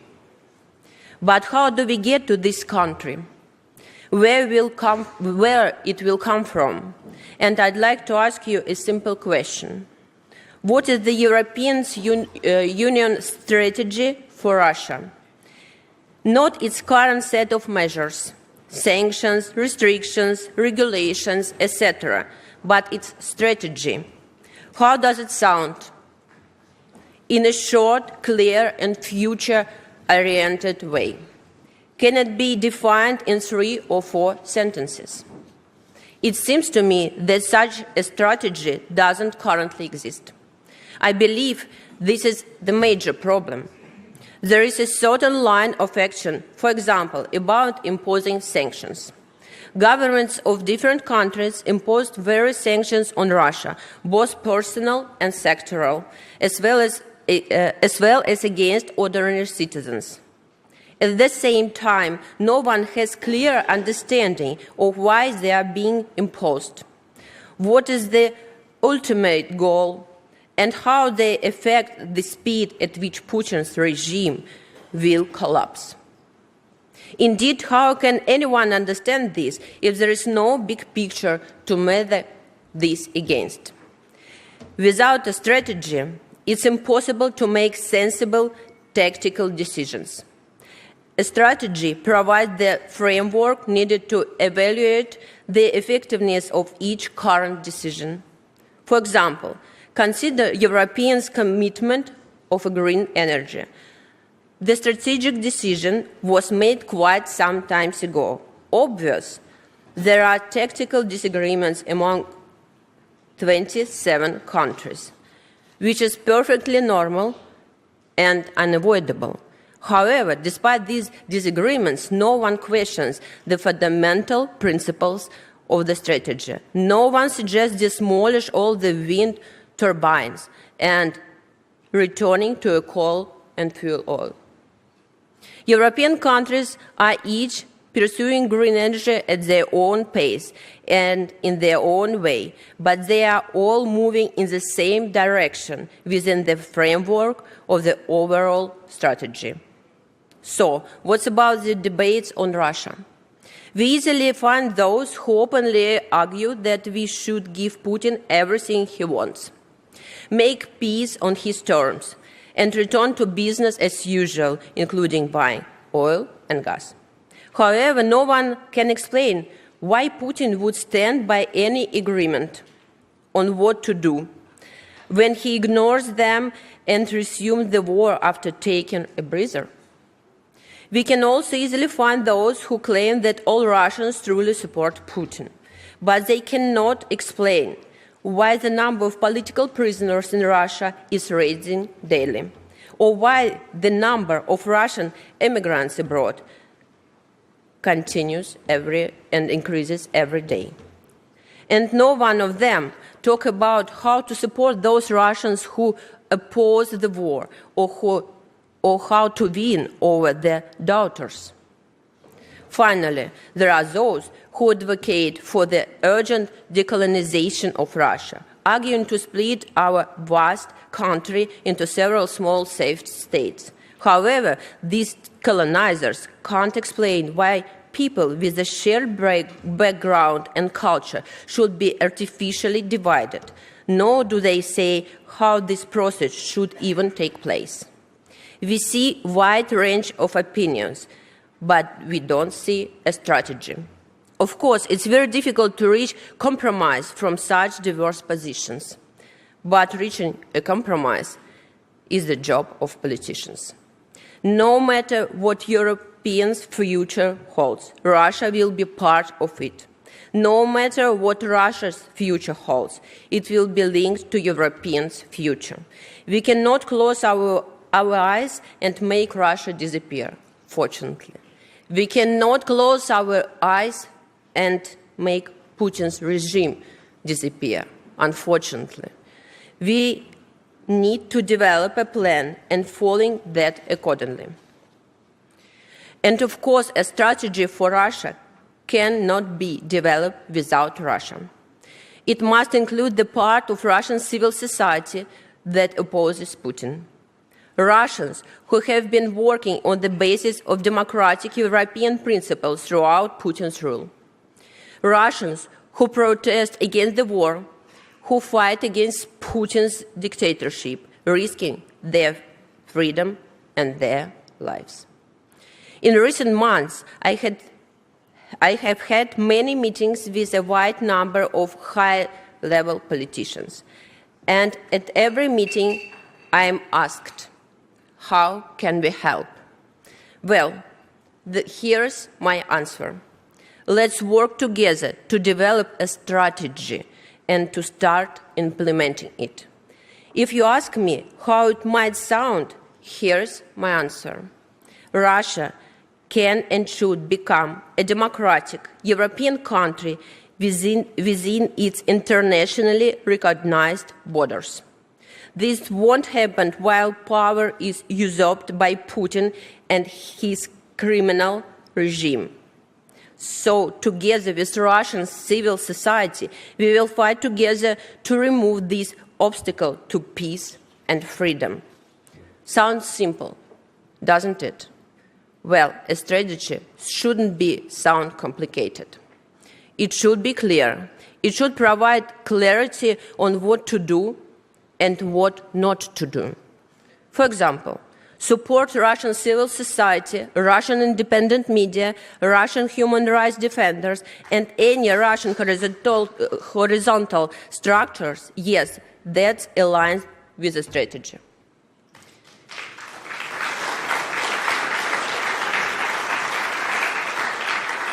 Support those who promote hatred of Russians. No, that doesn't align on the strategy.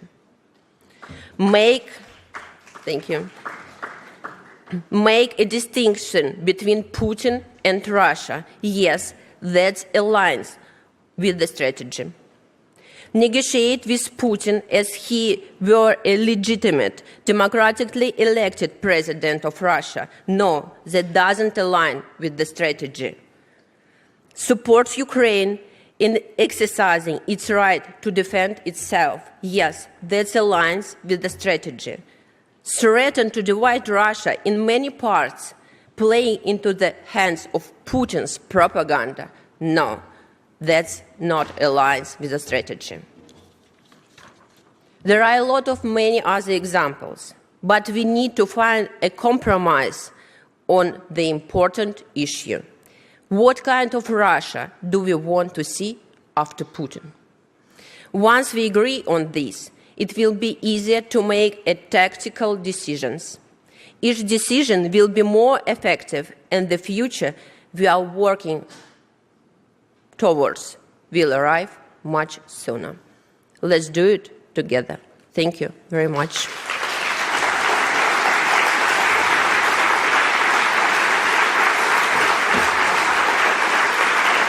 Thank you.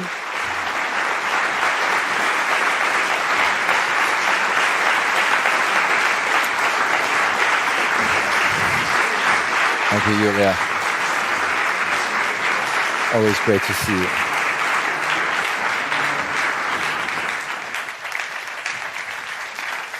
Thank you so much indeed, and congratulations.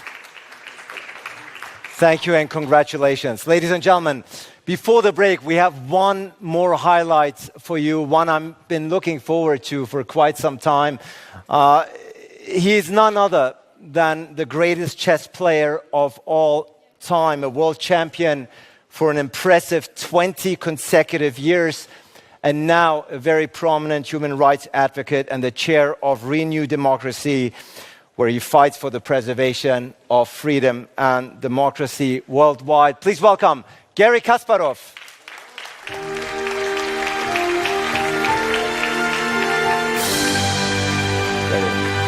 It's good to have you.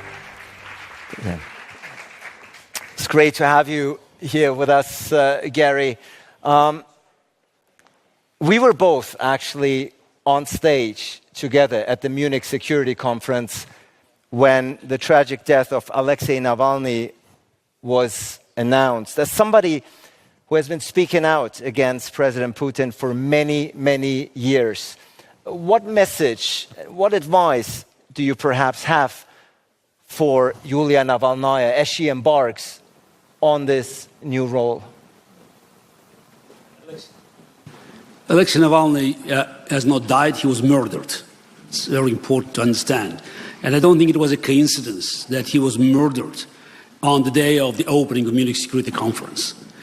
People say, oh, it's things happen, but it's nothing, happens without of that magnitude, without a straight order from Kremlin. And Alexei Navalny's life and death was in hands of Vladimir Putin.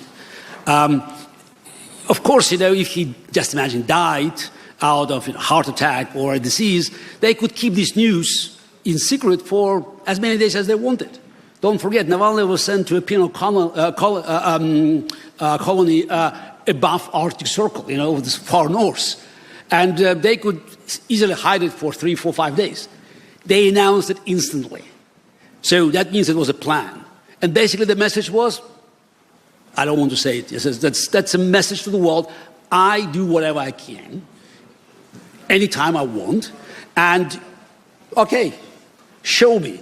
We do remember what President Biden said, that, if anything happens with Alexei Navalny, there will be a dire, or I don't know what kind of adjective he used, for Russia. Dire consequences, Putin will pay.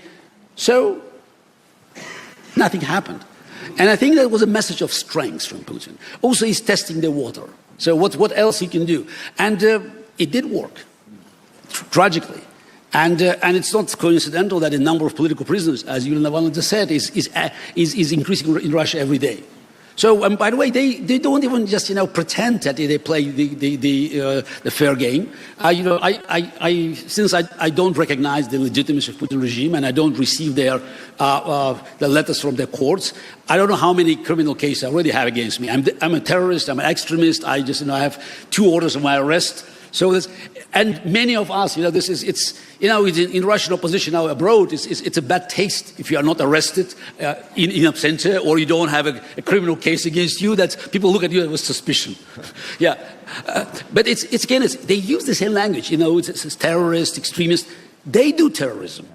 And it's, it's all nice to talk about, global cooperation, mutual respect, but we have war against our world, against the free world. And Vladimir Putin is a spearhead of this war. And you look around the globe and you always find Putin's fingerprints, whether it's Maduro, whether it's North Korea, whether it's Iran.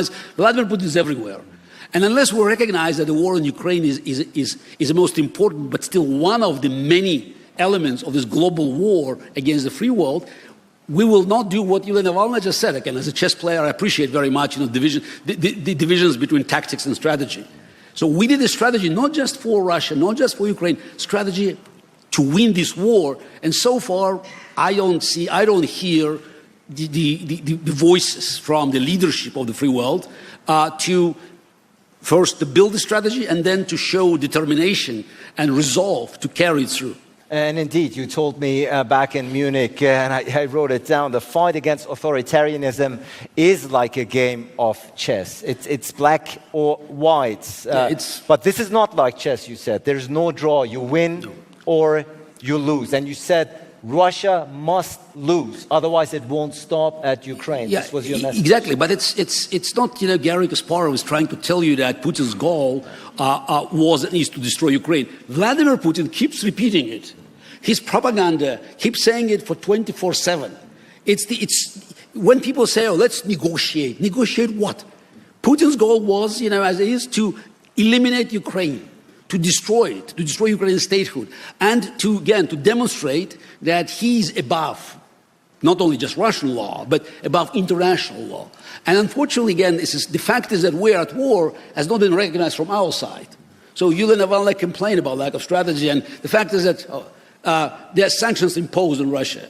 But when you look at the Russian trade, the Russian import, I would say it's the same. But all of a sudden, when Germany cuts its export to Russia by 10 times, all of a sudden the German export to Kyrgyzstan or Kazakhstan rose 10 times. So is there any connection? So it's even the countries that have a strongest pro-Ukrainian position, countries like Estonia or Finland, they cannot stop their businesses doing, business with Russia via third countries because there's no declaration of war, not even recognition of the fact that we are at war. I mean, after Navalny was killed, or in many just recent tragic events, the bombings of Ukrainian facilities, civil infrastructure, no country recalled the ambassador. It's from Putin's perspective, he can move even further and further and further without any consequences. And so we just heard four Western leaders here on the stage commit their steadfast support to Ukraine. But from what I'm gathering, you find it all insufficient. Yeah, because it's again, going back to what was said by Yulia about strategy. Strategy means you decide what is the final goal. For me, the goal is Ukraine must win. And this win must include full liberation of Ukrainian lands up to Sevastopol, reparations to be paid for the damages, and war criminals to be brought to justice.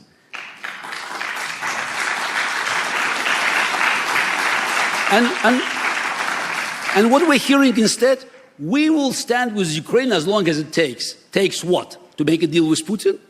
Or we'll stand as long as, just we're watching Putin erasing Ukraine from the map? Again, it's very ambiguous, if not dubious. And again, dictators, they're always sensitive to respond to the messages. So far, Putin sees no resolve, no political will from America, from Europe, to take what it takes to win the war. And that's why we see all these restrictions. Ukraine is being killed. Ukraine's children are just being attacked, again, intentionally, from the airports that are being protected by Americans. President Biden protects Russian airfields that are being used to kill Ukrainians. Everybody can see it. So does it make him an accomplice in crime against humanity? So clearly, the message you are sharing here today is a very strong one. And you said a change of regime in Russia will only come with the victory of Ukraine. There are some people who say, be careful what you wish for, because whatever comes after Putin might even be worse. Is that a thought that I get the answer? Can you imagine? This is Roosevelt and Churchill debating what will happen after Hitler in Germany. Yeah. So look, nothing could do worse than Putin. So those people again, one thing is clear: Putin goes down. We can discuss the scenarios. There will be no democracy next day. Actually, from the collapse of the regime to a first democratic elections in Russia, it may take 2, 3, 4 years because everything is destroyed. No law, no constitution, court system. It has to be rebuilt. It's a very painful process. Again, it will be done, but it's very important for Russians to understand, for ordinary Russians, that the empire is dead. You have to kill the virus, imperial virus, in the minds of many Russians. And the only way to do it is to see Ukrainian flag in Sevastopol. Anything short of that will not convince Russians that our country, my country, has a very simple alternative. Either to go back to Europe, to paying the price, retreating from Ukraine, paying reparations and sending war criminals to Hague, or to become a Chinese satellite. I mean, let's not forget. It's all nice to talk about Russian territorial integrity. China is the only country that has a massive territorial claim to Russia. Nearly 1.5 million square kilometers of Russian land is being questioned by China, and it's the entire territory from Vladivostok to Lake Baikal. Based on the old treaties, the Russian Empire took the land from China. It's history. But the fact is, China is watching this war with great pleasure, because the war weakens Russia. The war weakens the free world. Nobody pays attention to Chinese build-up, to genocide against Uyghurs, for instance, that is being committed, and potential acquisition of attack on Taiwan. So, again, China has a plan. Putin has a plan. We don't have a plan. So that's exactly going back to what Yulia said. Let's agree on the plan, but the moment you say regime change, you're ostracized in Washington and Berlin. They are afraid to hear these words. So clearly it's a theory that you don't subscribe to. Now, your message here today is very clear. Russia must lose this war. Putin must lose the war. Yes. Putin regime must lose the war. Yes, but if Ukraine doesn't defeat Russia, your claim and your theory is Putin won't stop there. Then it's going to be Moldova, the Baltic states. It's not. No, look. It's the. Let's not prejudge, because Putin is not. He's crazy, but he's not stupid. Let's give him credit. He's in power for 25 years. People say, "Oh, he made a mistake. What a stupid decision." I mean, people who told about it, Obama and others, where are they? And Putin is still there, by the way. So if the guy stays in power for 25 years, probably we should give him credit. He knows what he's doing, even if he's committing crimes. So how can we stop it? Again, we have to recognize his strengths and weaknesses. He will not, I think, risk an open confrontation with NATO. He doesn't have to. Why? It's a hybrid war. Don't forget, he's a KGB guy. How about destroying us from within? Did you see the result of the elections in Germany yesterday? Hello? This is who has been paying these parties. All of a sudden, you see the system being besieged. This is the most dangerous threat for democracy. Is not rise of far right or far left. It's democracy can withstand the attack, frontal assault. It dies when it's being besieged. I remind people that Hitler never won elections in Germany. His best result was 37% in 1932. Communists made 16 at the same elections, which means more than half of Germans rejected democracy. Now we see that in some German lands, far right and far left is already just, at crossing 50% more. That's a really bad sign. Who is banking them? So when you look at American elections, Vladimir Putin knows that there are many ways of weakening our resolve and working from within. Ukraine is a symbolic demonstration of his strengths and our weakness. So he may do something in Moldova, he may do something maybe in the Baltics, but again, I think it will be short of the direct military confrontation because, he understands.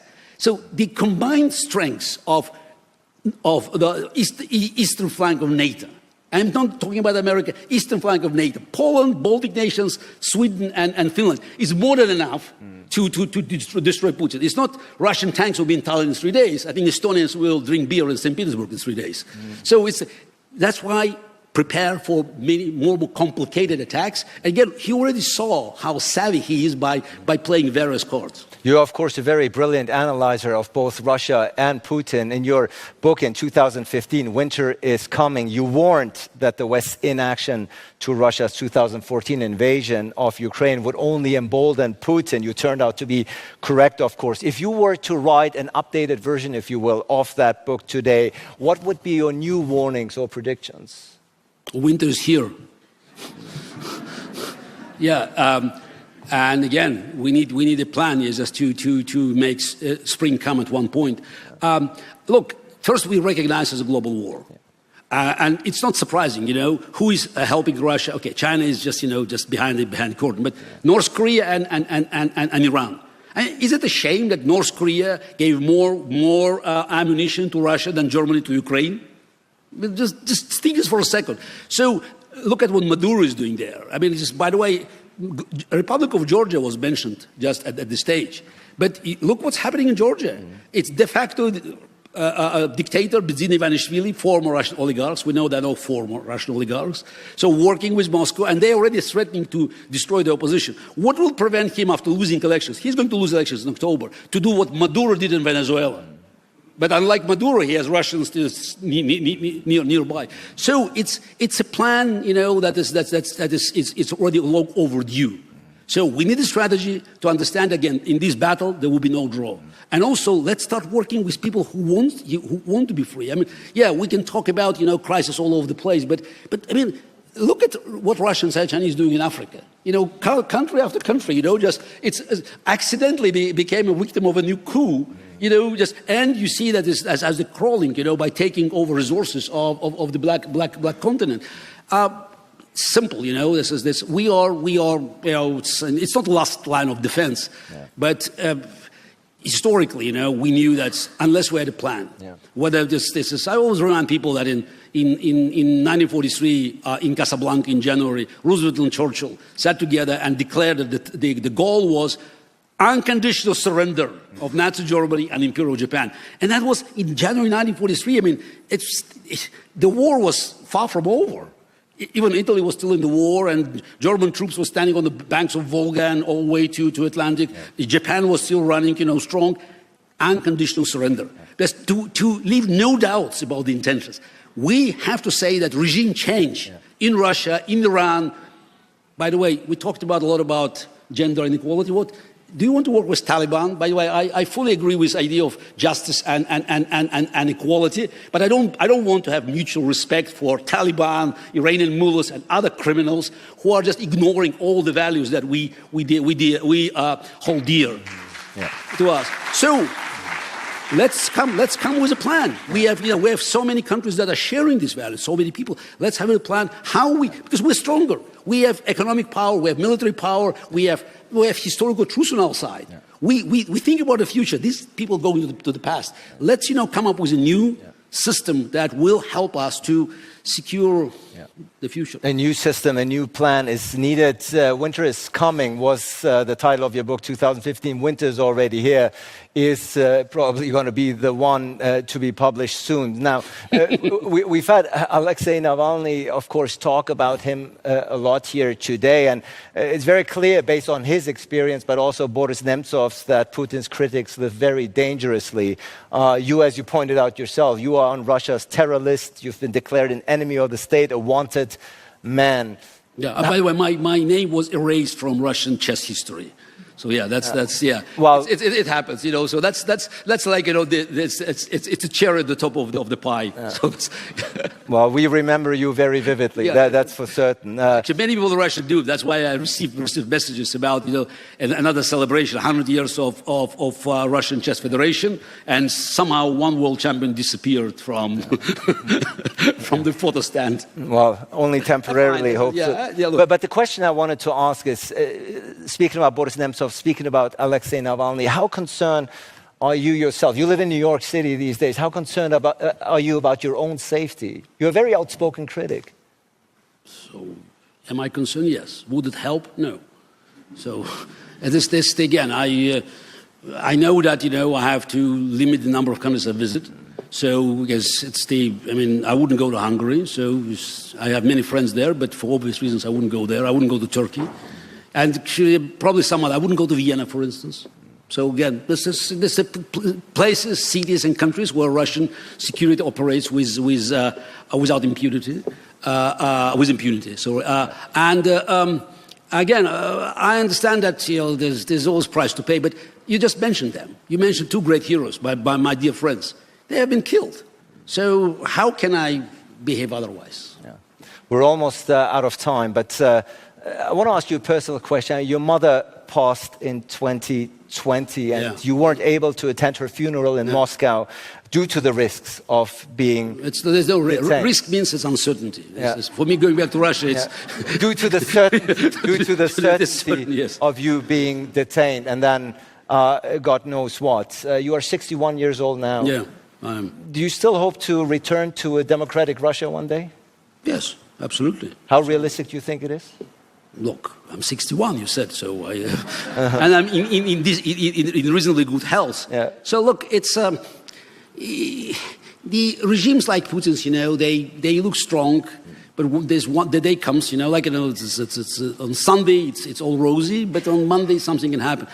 I believe that Russia has a future. Again, I'm not so sure about the Russia in its current geographical borders. I can differ from you. I believe it's for people in Russia to decide.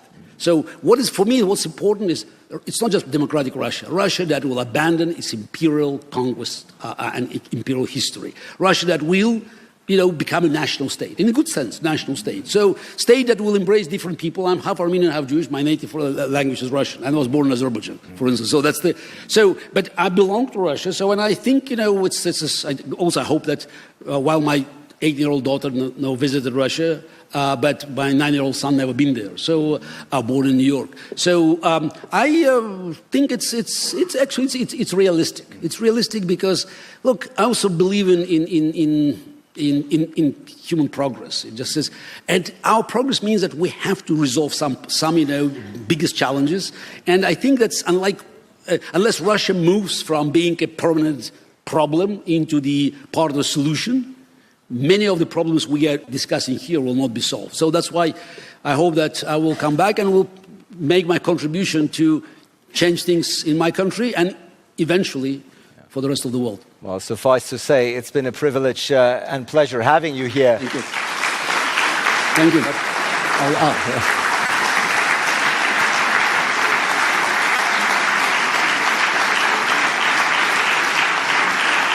Ursula. Thank you. Thank you. Thank you. Thank you. Thank you so much to, as far as we're concerned, the greatest chess player of all time and an international... Thank you. Thank you. Thank you. Thank you. Thank you. Ladies and gentlemen, Garry Kasparov.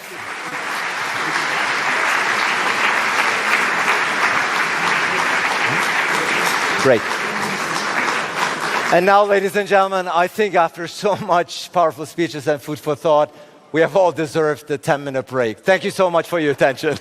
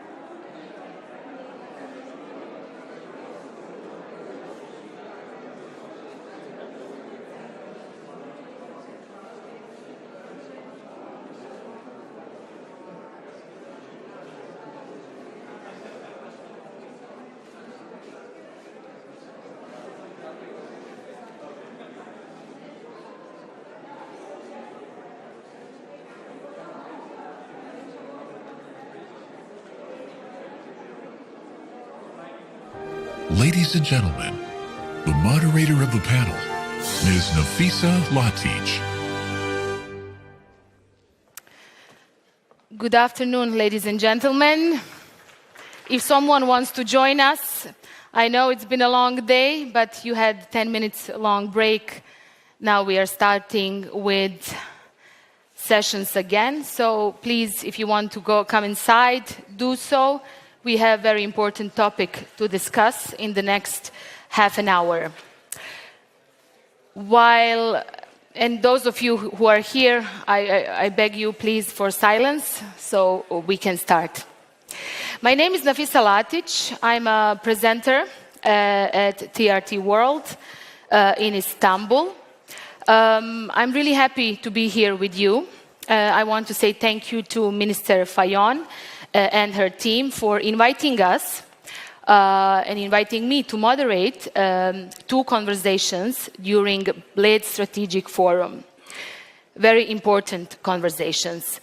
But it's not my first time here in Bled. Last time I was here, I was only 6 years old, back in the 90s, when my home country, Bosnia and Herzegovina, was in war. My family escaped here in Slovenia, like many others, and I was in Bled with my mother and her friend and my brothers, walking around this beautiful lake. My mother's friend brought us here, hoping that us children and my mom will have at least a little bit of a break of all the bad news and things that we've been through. I'm not sure if she succeeded with my mother, but she definitely succeeded with my brothers as we truly enjoyed that day. So thank you, Slovenia, for inviting me again. And I do want to say thank you to all Slovenian people for accepting us back then as refugees. As you know, my city was under the worst modern siege, the worst siege in modern history. Okay, now I would like to go directly through Zoom to Ramallah. Over there is Amal Jadou, ambassador, senior foreign policy advisor to Prime Minister of State of Palestine. Amal, I'm very happy to see you. I'll take a seat here, so it will be easier for me to see you from this perspective. First of all, it's been very difficult to communicate with you throughout the morning. We couldn't even send you properly a Zoom link, so thank you for your patience. Let me start by asking you, what is the situation currently in the West Bank, there where you are? Well, thank you, Nafisa, very much. And I would like also to thank the government, the people of Slovenia, not only for inviting us and for the Voice of Palestine to be presented in the Bled Strategic Forum, but also for their principal stand in recognizing the state of Palestine. So thank you, Slovenia. Thank you, Foreign Minister, thank you, Prime Minister, and thank you to all the people of Slovenia for standing by international law and people's right to self-determination, and especially the Palestinians' right to self-determination. It's not a symbolic position, it's not a symbolic step, but it's actually very vital for salvaging the two-state solution. And I also would like to commend Minister Fayon for her invitation this morning to other countries who have not recognized the state of Palestine to follow suit. It's only natural that countries that have recognized the state of Israel to recognize the state of Palestine. It is not a favor. It is people's right to self-determination. It's a right for Palestinians to have their state. And I'm very proud that Slovenia has taken this step. And it's no wonder that Slovenians have also, received you and your mother in Bled. So the positions of Slovenians is really standing by those who are in need for the implementation of international law. Ambassador Jadot, in my intro I said there are many important topics to discuss. Unfortunately, time is not on our side, so I'll start right away. I mentioned West Bank. In the last couple of days, Wednesday onwards, we have seen significant Israeli military actions in the West Bank.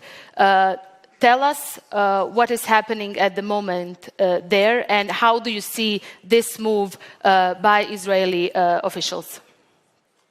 Nafisa, your inability to reach me was because I was on the road. And in fact, I had to spend 2 hours and a half because the Israeli army blocked the road from Bethlehem to Ramallah. And I had to take so many, bypass roads in order to reach my destination and my office in Ramallah today. And, what is happening in the West Bank is an intensification of what existed before, in fact. It's nothing new, but it's only intensification and solidification of Israel's steps in the West Bank. In fact, what is happening today has happened long before what is happening in Gaza. And in fact, we have warned against this because Israel's eye has continued to be on the West Bank and not on the Gaza Strip. And, before the 7th of October and its aftermath, what was going on was a process of settler colonialist enterprise that is basically being consolidated day after day, no matter what the color of the government in Israel was. And today, we don't need political analysis. In fact, we need to listen to what Israeli ministers what they're saying, and we understand what is going on.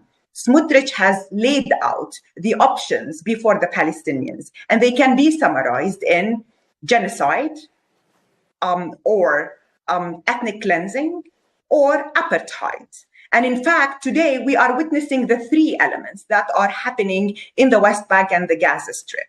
The settlement expansion is happening and it's being intensified as we speak. Palestinians today, Minister Katz, the Israeli Minister of Foreign Affairs, said that they will have to evacuate, or they are evacuating as part of the aggression in the Jenin area and in Tulkarem and in Qalqilia. They are asking people to leave their refugee camps, and they're evacuating the refugee camps.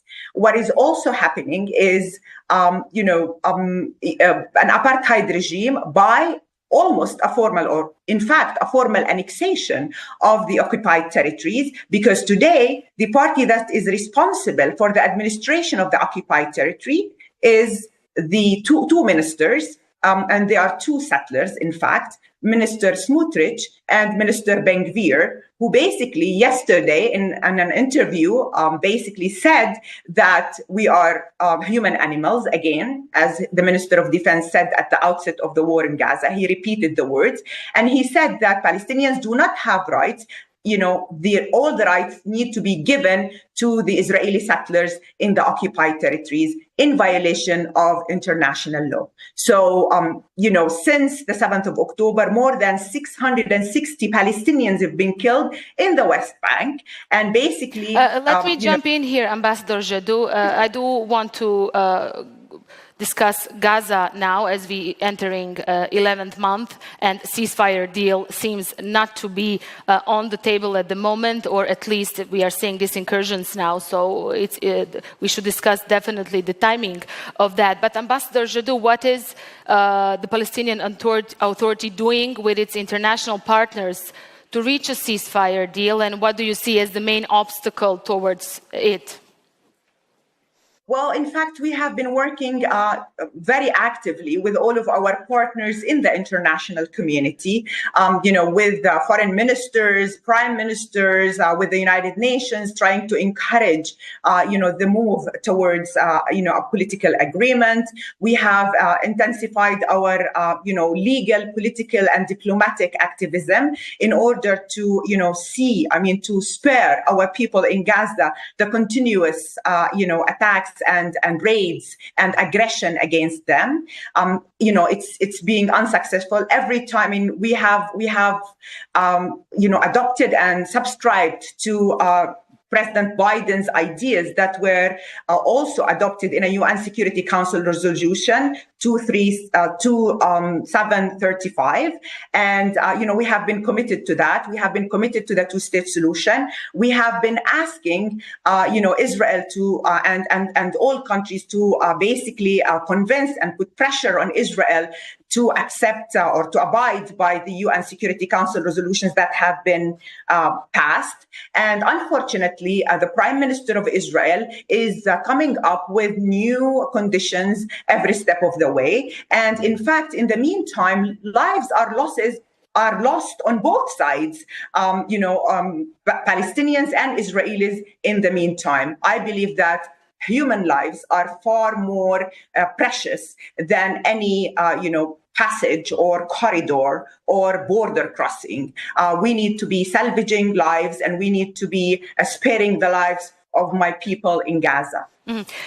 You mentioned the UN resolutions and the comments by the current government in Tel Aviv. It's not likely that they will abide by those resolutions based on what we heard from them as of recently. But I do want to ask you about another thing at the moment. How willing is the current government in Ramallah how open it is towards reaching a broader agreement when it comes to the solution of the conflict in Gaza and the solution in general in the West Bank, because as we heard as of recently, there's a lot of reforms needed inside Palestinian leadership as well. I mean, more than 40,000 people dead, among them 70,000 children, incursions in the West Bank. It does look for us from the outside that you will not be able to stop any of that. Well, to be honest with you, we have subscribed and continue to subscribe to the globally accepted solution to this conflict, and that is the two-state solution. I mean, the two-state solution is not a Palestinian invention. In fact, it's a globally accepted solution to this conflict. We continue to say that we abide by the two-state solution based on international law, and we have went to the ICJ and basically requested, or the UN General Assembly has gone to the ICJ, requested an advisory opinion. The advisory opinion was issued, and it basically very clearly said that there is a state of occupation that needs to end. Israel needs to end its occupation of the occupied territories. And by the occupied territories, I mean the West Bank, Gaza Strip. I mean the West Bank, including East Jerusalem and Gaza Strip. And we have been working so hard with our international partners to ensure that Israel respects this solution. And unfortunately, Israel is really, not abiding by that, and is becoming a bully. It's becoming a pariah state, in fact. And it's extremely important for countries of the world, and especially our European partners, since there are many European foreign ministers and leaders, prime ministers and leaders who are basically attending the Bled Strategic Conference. There is a responsibility on the international community to take steps in order to make Israel abide by international law. I mean, but what are the most urgent steps that you need from the international community at the moment in order to stop Israelis' offensive in Gaza? We've heard as of recently from the EU top diplomat calling on sanctions on some of the Israeli ministers. I will say this. What is needed urgently today is a ceasefire. We have been calling for a ceasefire for the past 11 months. And to be honest with you, I joined diplomacy because I actually believed that 101 in diplomacy is whenever there is conflict that the international community calls for a ceasefire. For 11 months, I mean, at the outset, the international community was not calling for a ceasefire. Today, the international community at large is calling for a ceasefire, and Israel is not responding. So it is the responsibility of the international community to ensure that Israel abides by international law, and basically to take the steps that are needed in order to achieve that. Action is always far stronger than words. And until now, we have listened to so many words coming from the international community, so many statements that are coming from the international community. But action is needed. Israel should, the international community and certain countries in this world need to stop providing Israel with weapons in order that is used to kill Palestinian children, 17,000 children. This is the number that we know, but there are thousands of people who are under the rubble. It's just, I was watching this old man in Gaza who was basically sitting on the rubbles of his house and refuses to leave it. And he was saying, bluntly, there is no safe place in Gaza. And he lost his children, he lost his grandchildren. So what kind of a life he is asked to live? This is what, we're asking for the international community to abide by the promise of international law. This is the culmination of our humanity as a human family. International law, the international organization, United Nations. So many employees, hundreds of employees of the UN have been killed by Israel. Hundreds of journalists have been killed by Israel, in addition to the Palestinians. So, I think it's about time that the international community stands by the promise that the countries of the South especially were given, that we are one family, that international law applies to everyone, that the world at large will come to defend smaller countries and peoples under occupation. Ambassador Jadot, if you don't mind, I would like to give chance to our audience to ask some questions to you. If you don't hear well, I will try to convey the message. Does anyone want to pose a question to Ambassador Jadot?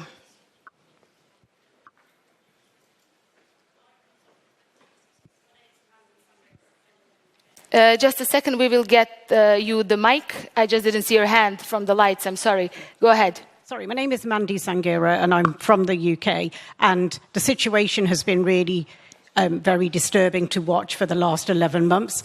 And, I know that we were looking at trying to free some of the hostages. And actually, I think we need to just think about the 6 people that were killed as well, and Palestinian lives that have been killed as well. But it's actually quite disturbing to see that actually Hamas doesn't really want to have, solution. So it would be really interesting to hear from the ambassador what her thoughts are, because I know that a lot of politicians are looking at wanting to find a, peace in the Middle East, a 2-state solution. Do you really think that that is an option?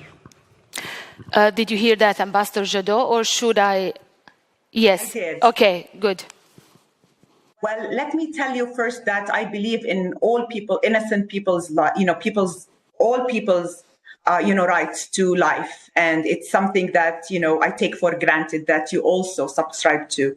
And I actually would like to see more activism from leaders of this world to stop the massacres of my people and war crimes and the crimes against humanity that are being waged against my people. Obviously, what we hear from Hamas basically is that they abide by the UN Security Council resolution and also by the plan that was envisaged by President Biden.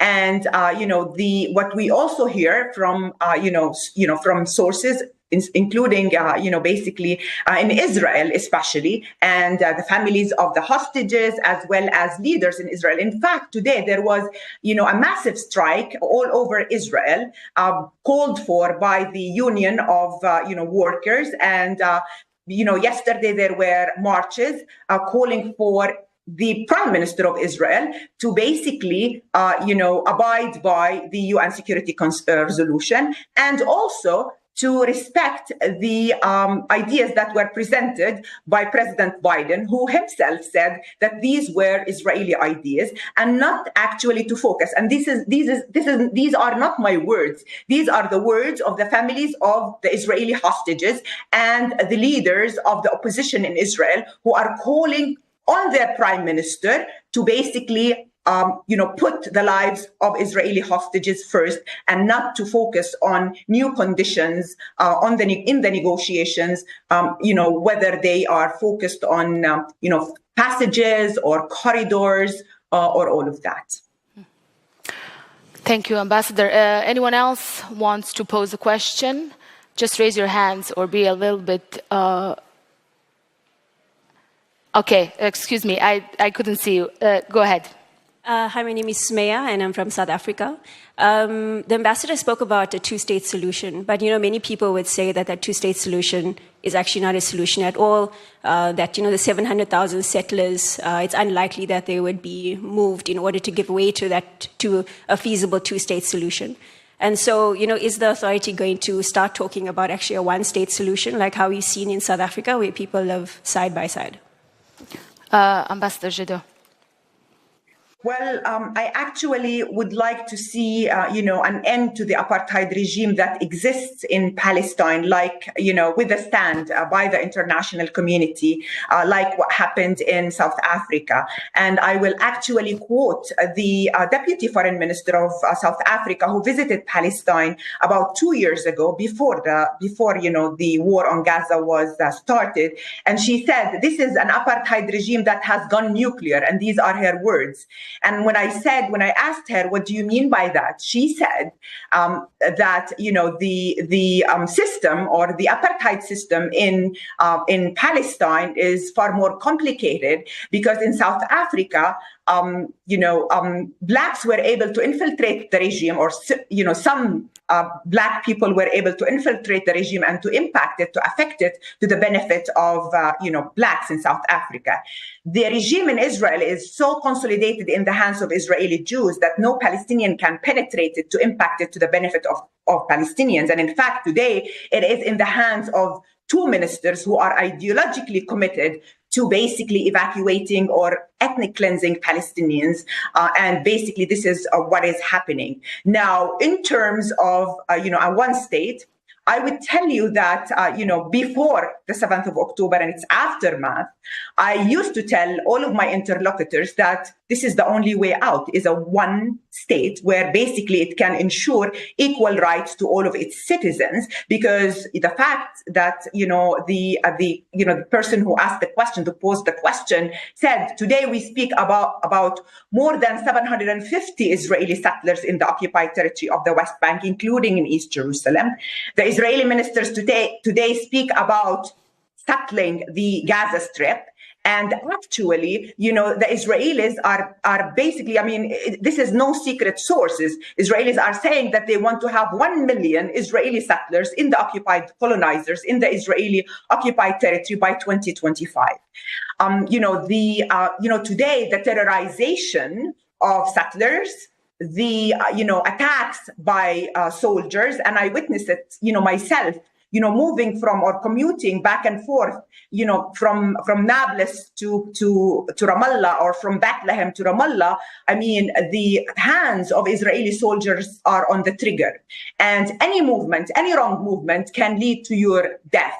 And so, there is a sense of hatred, vengeance that really blinds the Israeli settlers and soldiers, and it really makes any kind of one state, almost impossible. So the only way out today is a divorce based on international law and UN Security Council resolutions, and the globally accepted solution, that is two-state solution. Separation and divorce is the way out today, because of, we're called human animals, we're basically, attacked every step of the way, we're targeted because of who we are.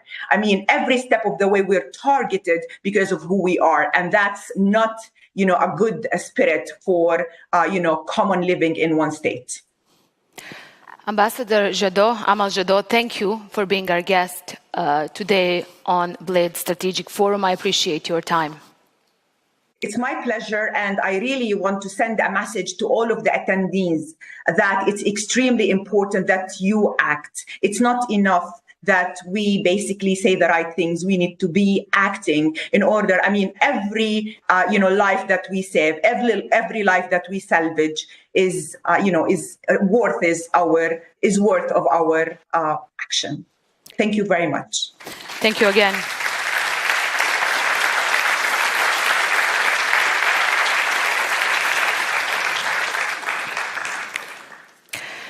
My next guest is former Vice Prime Minister and Foreign Minister of Israel. She was also a Minister of Justice of Israel. She was also a chief negotiator in several rounds in the Israeli-Palestinian peace process. Please welcome Tzipi Livni with me on stage.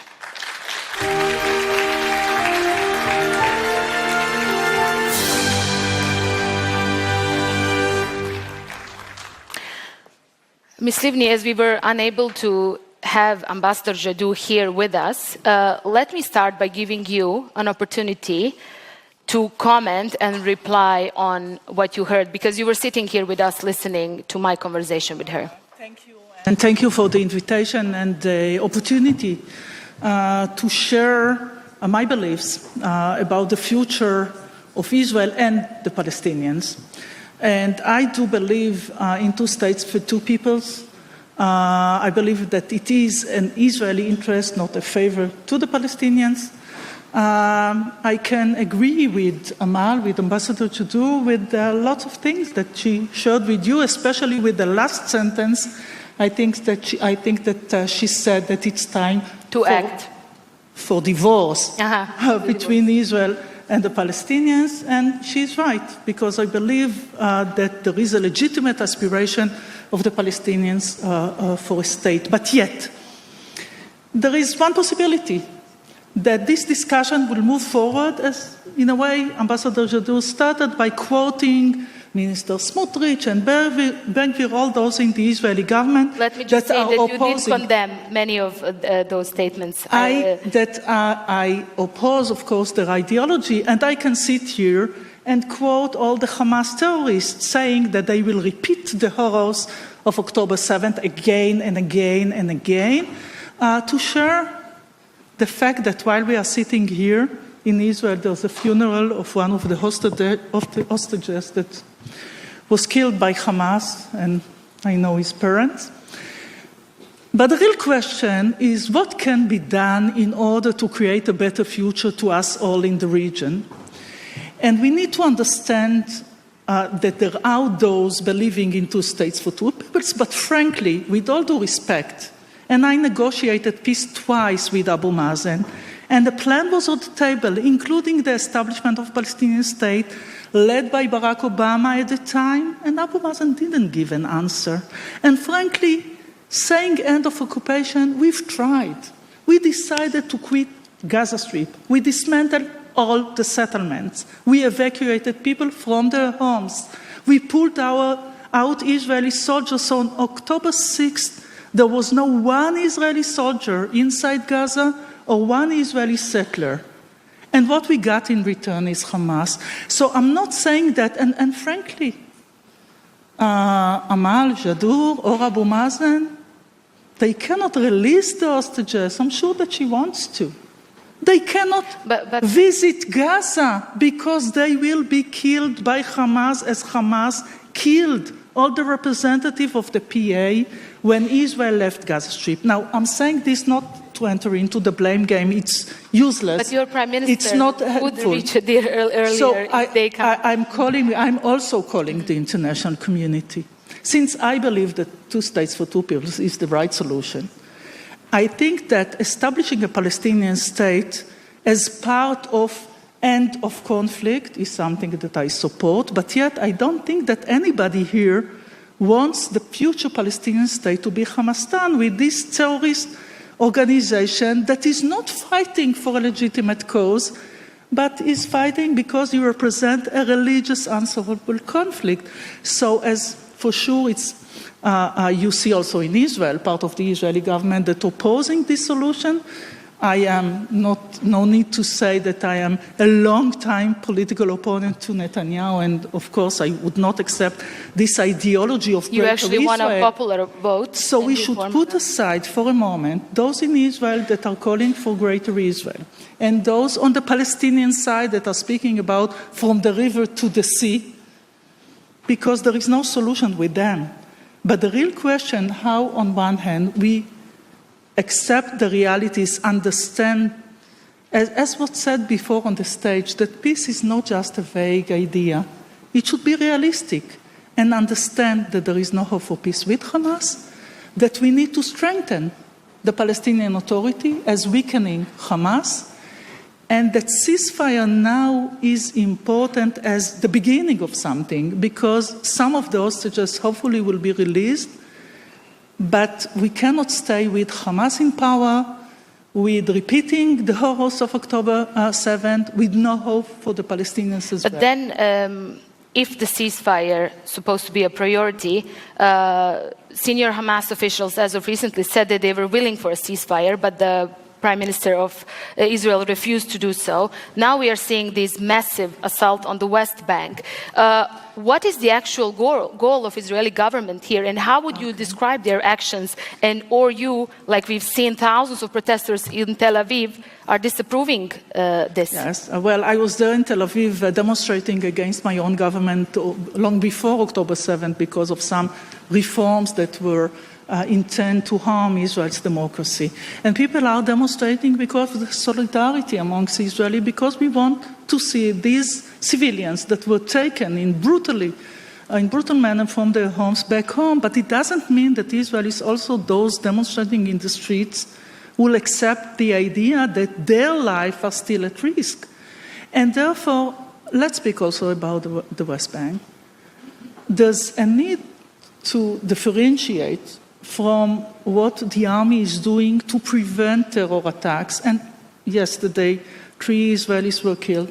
One was killed when his daughter was killed on October 7th. They found terror. So it's legitimate for the army to act against terror, not against civilians, against terror. So it's not legitimate, and I condemn those settlers that are acting or using violence against civilians, Palestinian civilians. But this is the right thing to do, to condemn those that are doing things that are illegal, inhuman, are using their power against civilians, and support those that are acting in terms of Ms. Livni, but is it human military measures against terror? I know, but I have to bring in Gaza here, but is it human to act like the Israeli government is acting in Gaza? We mentioned the numbers here. Media reports are going with 40,000 civilians. I have to ask you by that, how is it possible that the aid convoys have been attacked? How is it possible that media can't enter Gaza, us international media? The health workers have been attacked as well. The WHO couldn't deliver fuel to the hospital where children were dying. So how do you think this is human? No, I don't. I think that we should find a way. It's not an easy thing to do.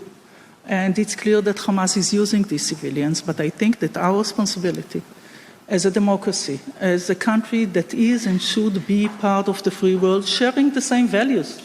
But isn't then Israel as a nation, excuse me just one more time, as Israel as a nation, as a democratic Jewish state, as you mention all the time, I watch your interviews, don't you then have responsibility to protect all civilian lives? Not just Israelis. Of course. Isn't that the responsibility of all of us here?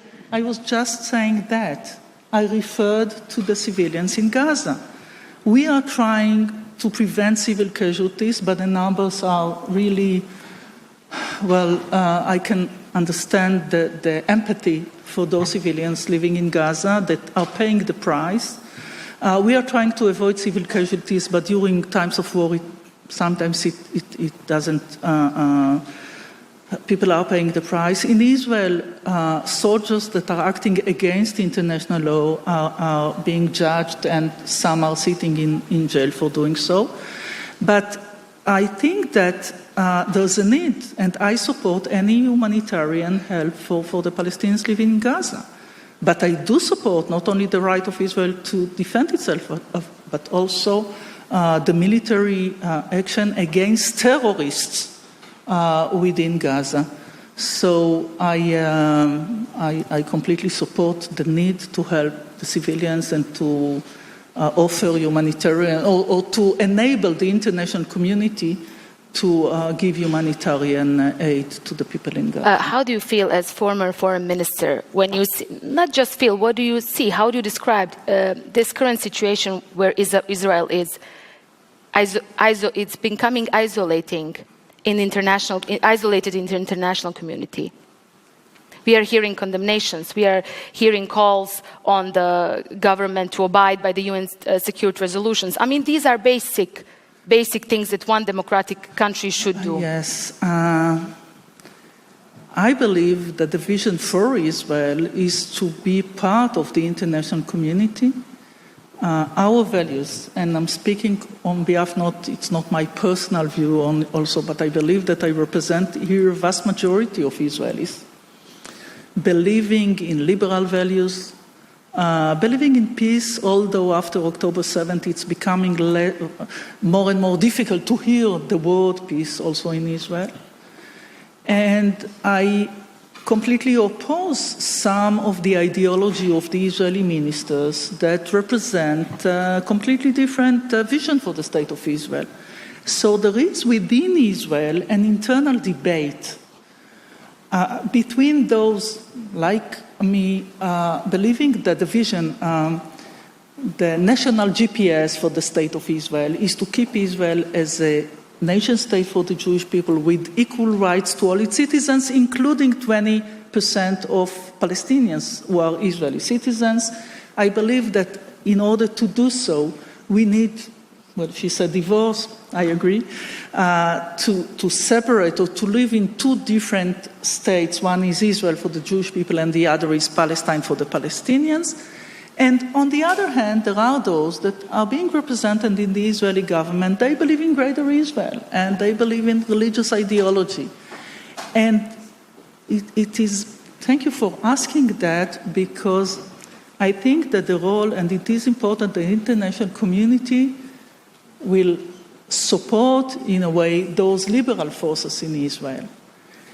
And when I'm saying support, I'm not saying to stand with these liberal forces, but when plans are putting on the table, if a country or the international community as such is just calling, for example, for or calling, putting resolutions against what Israel is doing without taking in consideration the right of Israel to defend itself, or by legitimizing directly or indirectly Hamas on the Palestinian side, this creates a huge problem for people like me in Israel to say, yes, we should and could work with the international community. When it comes both sides, yes, there's a difference between criticizing a government, the Israeli government policy, or acting in terms that would make it difficult for Israelis to live in peace and security. And I know that it is complicated, and I know that we live in a world of images and perceptions, and it's quite, the slogan of Free Palestine, but it's more complicated than that. Let me ask you just one question, as we don't have much time. Yes. You see the clock, time is not on our side in sessions like this, for topics like this. But after I listened to Ambassador Jadot and you, with Hamas in Gaza... No, I'm saying that the good news is that if we sit together, or if I have another meetings with Abu Mazen, maybe this can create hope. But unfortunately, I'm not in power, and Abu Mazen is not really in power in Gaza. This is part of the problem. This was actually my last question to you. When I listened both of you, with Hamas in Gaza and with extremist Israeli government at the moment in Tel Aviv, I have to say that comments about Al-Aqsa, or the Mount Temple, as you say, and other things that are completely not binding, especially when it comes to, when we look at what was agreed with other countries as well. What is then the solution for what is the next step in reaching two-state solution? Practically, the conclusion is that both sides are not represented properly, as I can see. So just briefly, maybe... Okay, here's the plan. Okay, but okay, I think, no, this is really something, before we pass the point of no return, and this is important, I believe... But we passed the point of no return for many I people hope in that Gaza. we still, Yeah. Giving up the idea of two states for two peoples means that there is no hope for both of our peoples. And I believe that we can find the way forward. We are all focusing now on yes or no on the hostage deal, and they should be released no matter what. But let's speak about, and I called also the Israeli government to deal with the day after, 10 months ago. And the day after in Gaza can lead also to the day after in the West Bank. And we should portray the vision. And the vision, yes, in the end of the road, is two states for two peoples, with giving Israel security and also changing the regime and the situation in Gaza. So the Palestinian Authority is part of the solution, but it's too weak now. We cannot just handle the keys to the Palestinian Authority because they can't. I'm not blaming them. This is the situation. But with Arab forces. But isn't this something that Palestinians should decide by themselves, how they will be run and who will lead them in the occupied West Bank? You know that for 20 years, Abu Mazen didn't visit Gaza, so he knows better, trust me. So I'm not speaking now about the future Palestinians. I'm speaking about the situation in Gaza. I believe that we should all draw the vision for the future. That gives not only hope, but from this strategy we can calculate what are the tactics now. And I believe that if Hamas stays the regime in Gaza, we are losing a huge opportunity, because if they stay in power, they will rearm themselves this way or the other, and this horrific year will turn just into another round. And we cannot afford it, the international community, Israel or the Palestinians.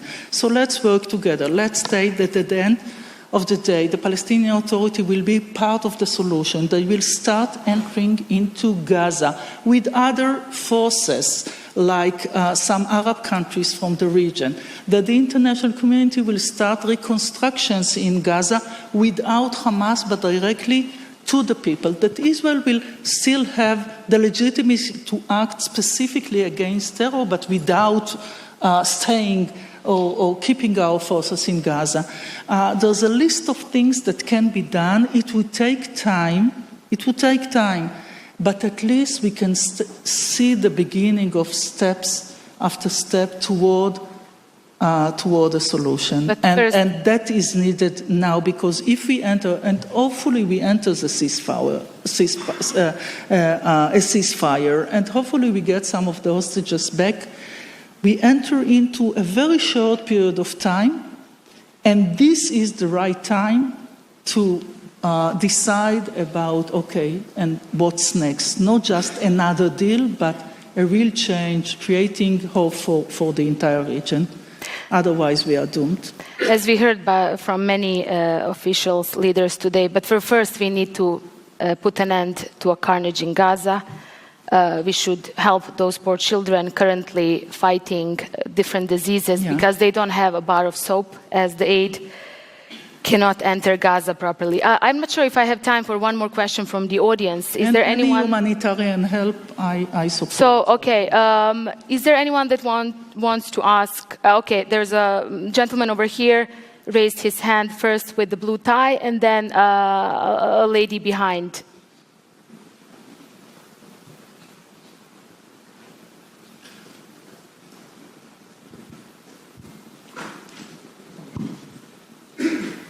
Thank you very much. My name is Nate. I'm a Slovenian journalist, and my question will be actually referring to yours. What is actually the third way in terms of leadership on both sides? Is this maybe Mohamed Dahlan, the Palestinian leader in exile, and of course the leader of opposition, Yair Lapid? I would accept what you just suggested. Israel politics is complicated enough. I'm not going to offer the Palestinians who's going to lead them.